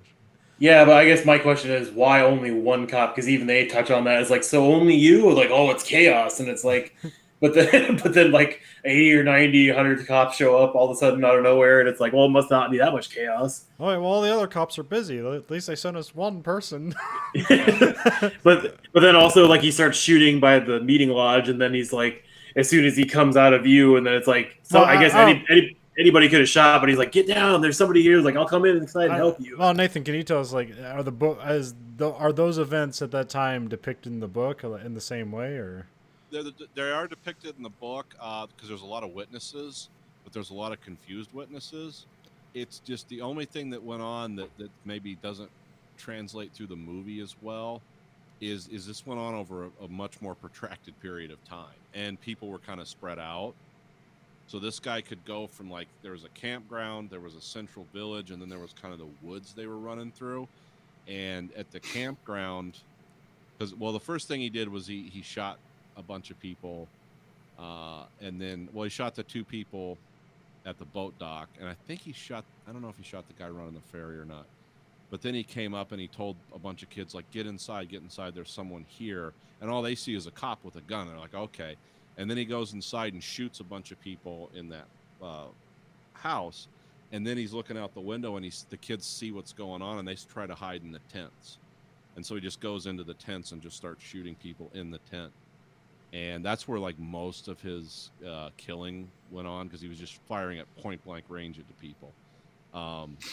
But once people figured out that, like, hey, there's a guy dressed like a cop, something's going on, and they started running into the woods, that's when he had to run people down. That's when he injured more people than he killed, because he was shooting at further away from them. But yeah, he would pick up the kids' phones as he was shooting them in the woods, and call the police and say different things. And there was a kind of a weird order of events that went on, because in the movie it seemed like it was very quick, like it all happened in 15 minutes, but really it took a lot longer. And that was so that's how that happened. But it was it'd just be chaotic and confusing. But yeah, the rest of the movie focuses on, like, Vilnius recovery and all the other people that are affected. You have the one girl who's I don't know, Syria or something. yeah, her sister got killed. At first, like, I wasn't paying attention, so I thought, like, her character was doing something weird where she just showed up at the hospital, like, looking for people. It's like, oh, you were there too? It's like, so was I. I thought I didn't. Like someone just trying to glom onto tragedy. Yeah. Yeah, I didn't quite recognize her from the camp either, from the scene, but I guess that was her.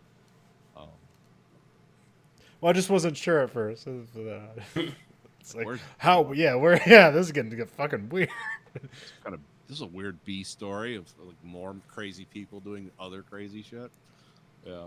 And then, but yeah, it's about him like rehabilitating, and then like then the whole stuff about the defense and Yeah. with the lawyer. That's kind of that's the other 2 hours or hour and a half of the movie. Yeah, which is kind of interesting, but sort of low key. Yeah, Because there really wasn't a lot of drama in it. Because essentially, he just pled guilty, so he could say weird things in court.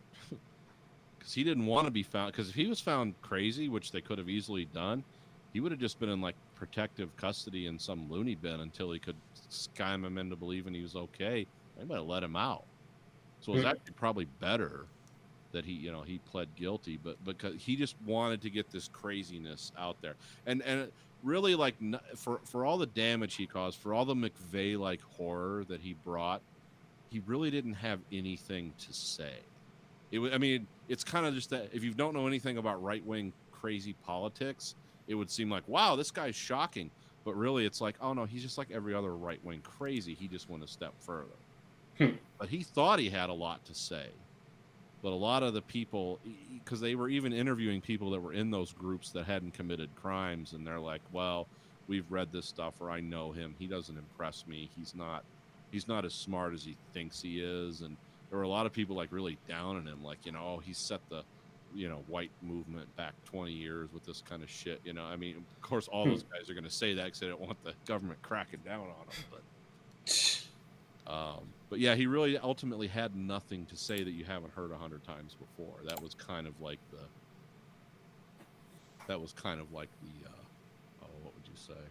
That was like the sad part of this. It's like, all these people died and we really learned nothing, except this guy's just a weirdo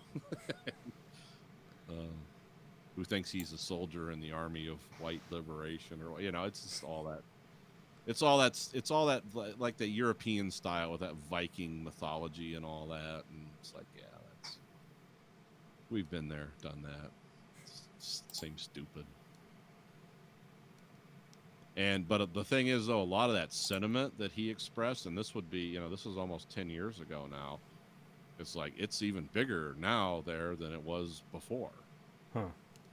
Because a lot of the political landscape has changed. Yeah, he got really conservative over there. So yeah, so it's all based around the anti-immigrant stuff. Yeah, which I don't know, how you're. I know how you're supposed to see that, but there just seems to be a lot of that around. For it's like that can't just be racism and nothing, because racism doesn't get like 23 million people voting a different way and stuff. It's like there's these people might they might have some grievances to air, but this isn't the way to go about it. It's the same thing with the shit people do here. Like when the guy shoots up the Walmart in El Paso because he doesn't like Mexicans. It's like, well, that's not going to forward your argument. It's, what's your reasoning? It's just, you just wanted to kill people? Okay. Oh, I needed an excuse? Oh, shit. Quick. Quick, give me an ideology. So, yeah, that stuff's scary. It's amazing how much of that, though, when you read about this, feeds off of America. Because we have like the best right-wing blog forums in the world. It's like all these guys end up here eventually. Everything that's crazy, you think like, oh, that stuff starts in Europe and comes to us because we're kind of an offshoot of Europe. But it's like, no, the real right-wing crazy shit, that comes from here and then goes over there. And then they put some, have some knights and swords and stuff because that's kind of their history, and then it seems like more profound. It's like, oh no, this is the same stupid shit we say here. It's just, or not we, but this is the same stupid shit that some people say here, and it's not any more effective. And it's all based on like just, oh, I'm a racist. I have an elaborate racist plan. I've been wronged. I'm white and I'm not successful. Yeah. Weird thing was, though, this guy was successful. Yeah. Again, but he decided to take this weird. They should just let him in the army. Yeah, but then wouldn't he had more training to use on people if he suddenly decided to do this? He probably wouldn't have done this. He probably would have found some outlet for it. It's just like he would have had some sense of belonging. Yeah, he would have belonged to a group. Now, he could have failed horribly, because one thing they did prove is he was an incredible narcissist. Yeah. just off the scale on just how narcissistic he was. Hmm.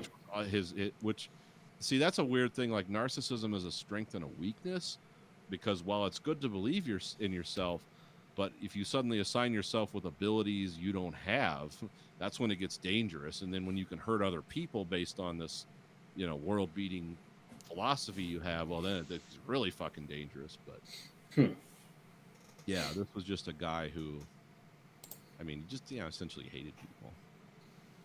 There's nobody that does anything like this where everyone's like, wow, he showed us the way. It's like, no. Especially when you kill like 60 children. Yeah, you kill a bunch of teenagers. Couldn't even shoot back. And even if they could, it just doesn't, doesn't change anything. Doesn't move the needle any. Trying to think if there's anything I missed, because like I said, that book was. Now that book, of course, talks about like the origins. Is there any other characters they follow in the book that they don't pick up on here? No, they mainly follow. It's mainly like who Anders Breivik was and what informs his worldview. And it was kind of from a Norway-centric point of view. So it talks about like a lot of the right-wing groups in not just Norway, but Scandinavia in general. There's like a lot of right-wing groups there. Some of them are, they think the country's too communist. They think it's too liberal. They all have something, but they've seemed to like coalesce around this immigration thing. Because like there's one conservative group in Norway that just hates all the feminism there. They think everyone's too much feminism. It's destroyed masculinity. We've all heard this. Other groups think that it's too much like a communist country. There's too much taxes. They want free markets. Everything you can imagine is there. But they all kind of hated each other for a long time. And I can't remember the names of these groups or even pronounce them. But there seems to be like they've all coalesced and found common cause in this anti-immigrant stuff. And that's what's getting dangerous. This was kind of the start of that. His attack kind of, because they were talking about the rhetoric online and stuff, how these people are just trying to one-up each other and just troll people into just doing horrible things, and they finally achieved it with this guy. But yeah, this is and kind of like the end of the book is like, it's worse now than it was when he did this, so we're just waiting for the next one. It's kind of what they're saying. And I think the what was it, like the coronavirus has sort of derailed that a little bit, but it'll be back.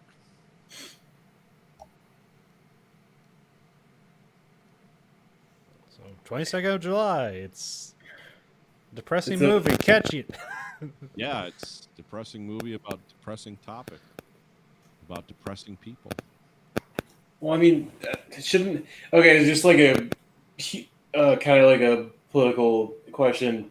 If there was a country in the world that had every right-wing ask, and it was big enough to accommodate every right-wing nut job that was out there, do you think they would move there and leave us alone? Like, say, like all of like Northern Africa was a right-wing country, or whatever, or something like that. They could have all the resources and everything else, and the people that already live there could move somewhere and immigrate somewhere else, and they could just have the country. What you're talking about is Rapture from BioShock.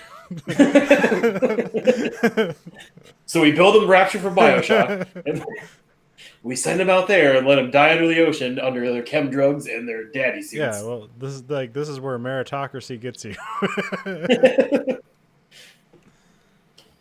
Like, I know it's not feasible at all, but at the same time, it's like, I kind of just wish, like, one state like Texas would, like, finally break off or something, and just, like all the right-wing nut jobs would flow there, and then we'd just be free of them for a while, maybe. I don't know. Well, no, because all these people would go into one area, and then they'd start, because these people are assholes, they'd start fighting with each other.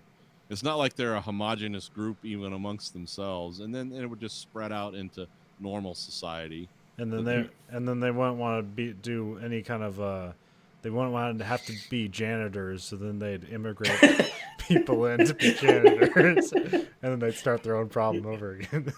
that is true. They just do endless loop of like, we hate foreigners, but we don't want to do dirty work.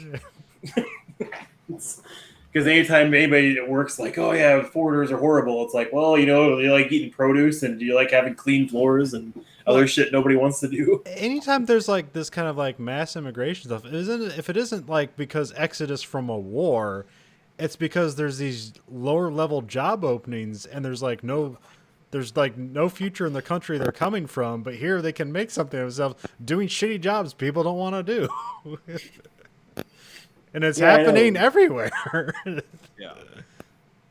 I mean, it's been happening throughout history repeatedly and repeatedly. The people that nobody likes, that are immigrants and everybody puts down, take the shittiest, crappiest jobs and then rise up and become not shitty, crappy job immigrants. They become the part of the actual integrated society. Because his whole speech about, you know, like, hey, we're losing Norway and, you know, it should be for the people that live here and it shouldn't be for foreigners.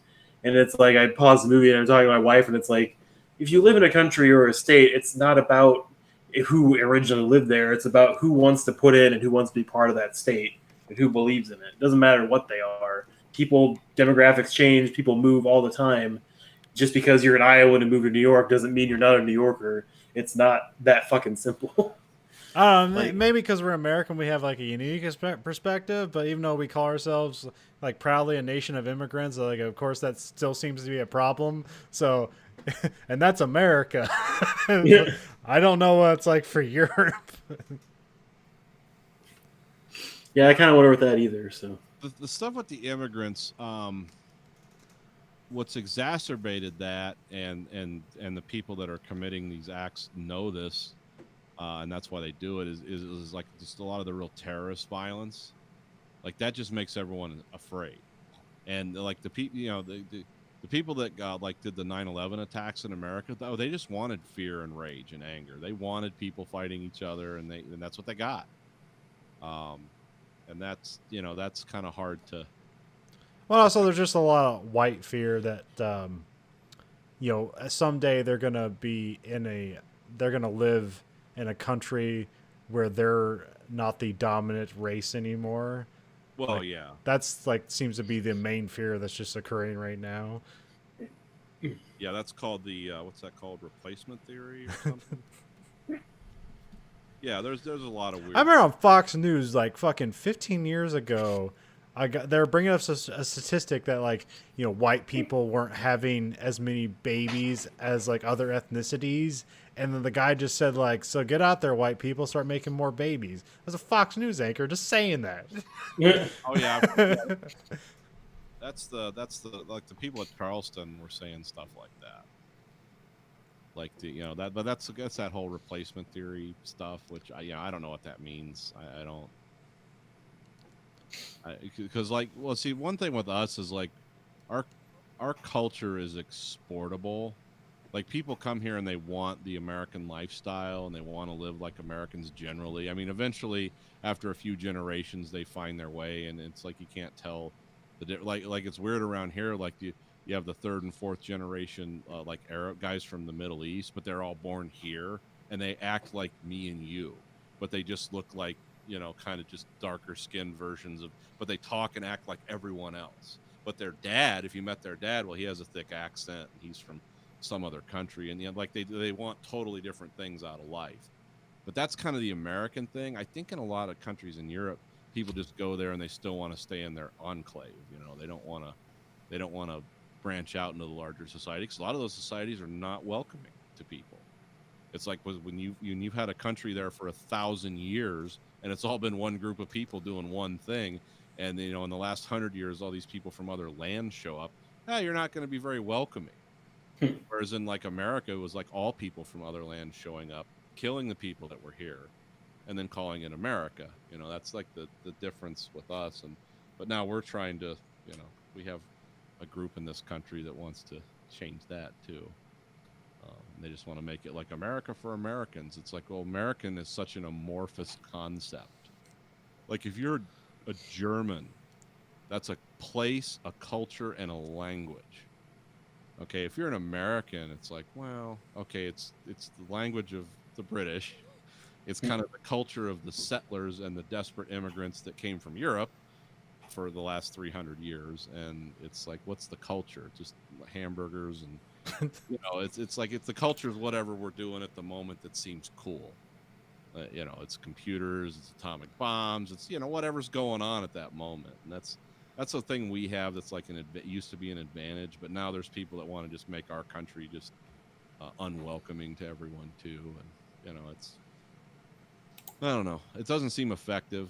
Sometimes sometimes you hear people's fear, and it's like, well, you might have a few valid points there, but you're interpreting it in the most extreme way possible. It's like every person who came here from Syria is a terrorist. That's what you're telling me? Like every one of them? That doesn't seem logical to me.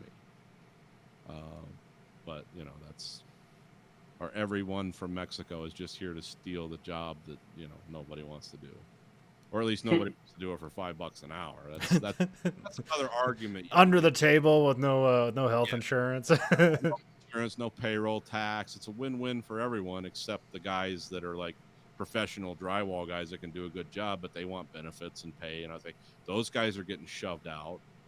But I don't know if becoming Nazis is the best problem. I don't know.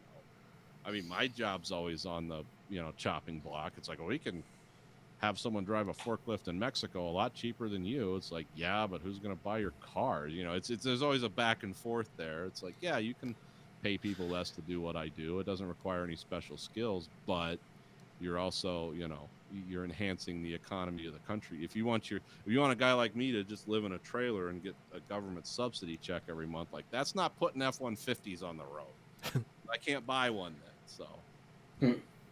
But nobody cares about that. So yeah, like a lot of our racism and anger in this country, it's all economics at the base of it. It's not that we really don't like people that have darker skin than us. I mean, some people feel that way, but most people, it's some kind of fear wrapped in something else. It's like, oh, did you see that woman wearing a head wrap? It's like, well, yeah, that's her culture. What if she had a bomb under there? It's like, I don't think that's what's going on. There is no statistical thing you can show me that in the small part of the world we live in here in Michigan that's going on. Now, if I was, if it was like a Tel Aviv cafe or something, yeah, that might be the case. That's a lot more of that goes on there. But here, it's like, I don't know what you're afraid of. But again, you don't have that conversation, and they're like, yeah, you're right. Fuck it. It happened. So I don't even have the conversation. It's like, yeah, just believe whatever stupid shit you want to. Do what you got to do. Yeah, it's kind of funny how hard it is to turn people from any argument, whether it's logical or not. That's why I don't argue with people much anymore, unless they're just saying really grievously idiotic stuff. And I was like, oh, I can really get this guy tuned up. But other than that, it's like, yeah, what am I doing? I'm not getting anything done. Yeah, it's not doing anything besides making your relationship with that person shittier and making you stressed out, basically. Well, the thing is, most people like that, like, I don't have a relationship with. It's like, I'm not really out anything. I don't want to, I don't want to continue to have this conversation. It's like, you're going to believe what you want to believe regardless of what I say. So why am I doing this? What does it mean? I don't know. I just get challenged all the time with all the Trump people I work with, so I just lash out all the time at them because I keep getting tired of them saying like he's doing a good job, he's a good president, and like he's doing the best he can for us, and I'm just kind of like, no, he's gonna kill us all. I don't know how to put this delicately. But he doesn't give two shits about you. That's the thing at work. Like most people know, I don't hide how I feel. Most people know if they ask me, how I feel. Yeah, they get that, and they're just not going to have the conversation. But some of those guys want to proselytize. Like, okay, do you think I can sell you on Trump now? It's like, well, it's been 4 years, and the answer's always been no. But okay, go ahead. I'm just sitting here eating a sandwich. Just tell me something. And as soon as it gets into fucking lies, which it usually does when they open their mouth and make sound, it's just like, I'm not listening to it. That's just horse shit. That's not true. It's not how the world works. It's not how anything works. There's nothing true in that.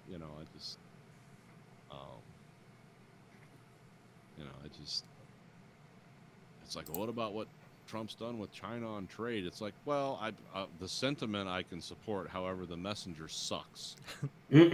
Find a better messenger for that, and maybe I'll listen. And what has he done? That's the thing. Like, okay, tell me, what's he done? Oh, that's not true. That's a lie. That's, you know. Yeah, because I didn't. That's the only thing I didn't fact check was him talking about what he's done. He's like the toughest. That's the least economic growth. We hurt him really hard, and we're imposing new tariffs. And it's like I didn't look at his record on that. I have no idea what's new and what impacts China the hardest or at all. So I mean, I think Apple's impacted China more than anybody recently, just because they moved most or all of their manufacturing to India because they supposedly did it because of the Uyghur labor. So. Yeah, I mean that's, you know, I mean some of the stuff that's said is not wrong, but it's just like it's all wrapped up in so many lies. It's like, you know, if someone gave me a plate and I really liked cashews, and the plate had a pile of shit on it, but I knew that inside there, if I tweezed it out, I could find a cashew, I wouldn't want to eat that cashew anyway. Yeah. It's coated in shit. And the other thing is, like, why should I have to work that hard to try to tease something good out of this? There's nothing good about any of this. It's just, it's all bad. It's all reductive. It's all, and it's obscenely stupid. I mean, at least the other people lie to me. It's like, well, I kind of want to believe that. I just want to reject this. It's like, well, just Trump, because I watched the little announcement thing he made because my wife was talking about it, so I wanted to watch it and see what he said. But just like him talking about, like, oh, we're doing a lot of tax cuts, like capital gains tax is going down. And it's like, Jesus fucking Christ, like, that doesn't help anybody besides you. Like, yeah, what the my capital gains taxes I don't pay are going down. So kind of money. Woohoo! But it's going to trickle down to you. Yeah, that's always worked. Well, you know, if you flood them with so much money, they have to give you something. Then maybe, but no, I would say 100% no. That's trickle down. It will never work. They could have everything, every asset, and every pile of money in the world, and you would still never get a goddamn thing out of them. So I mean, it's just fucking horrendous bullshit because it's talking about payroll tax cuts. It's like, well, we all know what that means. Less money for Social Security and Medicare all of a sudden. Yeah. So it's like, oh, Jesus fucking Christ, really? Why are we still on this? Like, yes, we should totally cripple poor people more now. That's exactly what we should be doing. Taking more money from them to give us a little bit more money, but still not enough to make us be able to live or not make us riot in the streets and want to kill the, administration as it is now. No, we shouldn't do that. We should take more from them because, we're just a never-ending giving tree. We'll never die. We're just going to keep giving them all our wealth and all of our power until we just don't exist as a population anymore. Well, yeah, and that's the ultimate goal. I mean, that's half those people wouldn't care. They're like, yeah, that's fine. It's just fucking sad because I don't know why all the dipshits that like make far less than us or just far stupider and have less opportunities in life are like, yeah, he's fighting for us. It's like, well, by us, do you mean him? Because that's the only person I see him fighting for. Like, he's never done a goddamn thing. Yeah, that's self-fulfilling prophecy there, though. When you find people that are just completely on the margins of society, just love this kind of stuff. It's like, yes, they don't know their ass from a hole in the ground. That's why. Just stamp the American flag on it and say you're a patriot and do whatever the fuck you want. Yeah, well, I mean, no one checks anything. That's the thing. It's people just hear something, they read a headline, they don't read the body of the text. That's the problem with most people. Most people read the headline, don't read the body of the text. Because they could put a head like CNN could put something out on the other side of it. The people on the left are out of control. It's like Trump says, promises death to all Americans, and it's like, oh, that's a startling title, but like the body, the paragraph is like, all human beings will eventually die. It's like, but Trump didn't say he's going to kill us all. Trump has enacted 100% kill rate on the human race. Yeah, that'd get people out on the streets, but it's like, it's just just propaganda. And yeah, the propaganda they do now is I think I've explained this before, probably repeating myself, but the difference between white propaganda and black propaganda, and it's not a racial thing either. It's just is white propaganda is if I came out and said I hate Donald Trump or I disagree with Donald Trump because I think his tax policies only favor the rich, and I can prove that. Black propaganda is I like Donald Trump since he quit hitting his wife. And that's the kind of game that people are playing now with everything. Everything is just this kind of it's just this weird word game word association with things that nobody gives a fuck about. But they become these burning issues that are attached to other issues that it proves that, like, well, all the QAnon stuff's real and everyone's a pedophile who's, doesn't agree with Donald Trump. It's like, oh yeah, that all just connected together because we're all just being fed a steady diet of bullshit. Oh, there's something I just remembered when you were talking about everybody's, black concerns, white concerns, and stuff like that. My coworker was telling me that Barron Trump plays 3D chess because he's really, really smart. And I was like, well, Trump's his father and Melania is the mother, so I would say no. Yeah. But at the same time, I don't know. And when you call people smart, you're supposed to say 4D chess. Yeah. Well, I'm just quoting him directly. I've never heard of 3D or 4D chess before. I know it probably existed, but I've never heard of it. Yeah, I mean, those are all just weird metaphors for thinking 3 moves ahead. Now, 4D means you're controlling time in some way. Which You're anticipating something to happen at some point in time, and you've moved according to it. Of course, that's just chess, but essentially that means also that you've simulated reality, which is another big problem we have. But yeah. Well, no, because every day he seems to try and bring up a Trump snippet, just like you said with coworkers, where it's like, it'll win me over. Even though I've had numerous discussions with him about, yes, I believe in healthcare for people, and I believe that people should have a home, and they should have steady jobs, and they should have some money in their bank account so they don't feel totally helpless. But then he always goes with, oh, Trump's for this, and it's like, well, does that help people? Well, no. Well, then why should I be for this? It sounds like this guy's for Trumps, but not for friends. So he's probably just really lonely and just wants to talk to anybody that exists.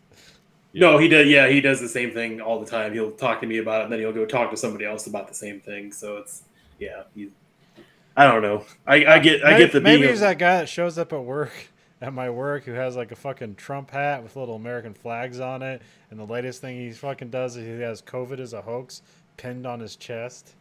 Nice. Jesus That's a real Christ. person? Yep. Wow. Oh God. Fuck. No, my wife works with somebody like that says it's all hoax, and her husband believes it too. And it's like, Jesus fucking Christ. Yeah, but does he put a hat on? No, I don't think he does. I don't think he does that. Hopefully not. And is he knocking down a cool, $20,000 a year? I'm with the elite. Yeah, you are. You're definitely in their pocket. That's for damn sure. Yeah, I mean, you're with them. Well, we still haven't solved any of these problems, but so we'll stop here. Yeah. We'll go on for another 4 hours. All right. This week for the American Greed Factory podcast, this is Nathan. This is Colin. Andrew. Goodbye, America.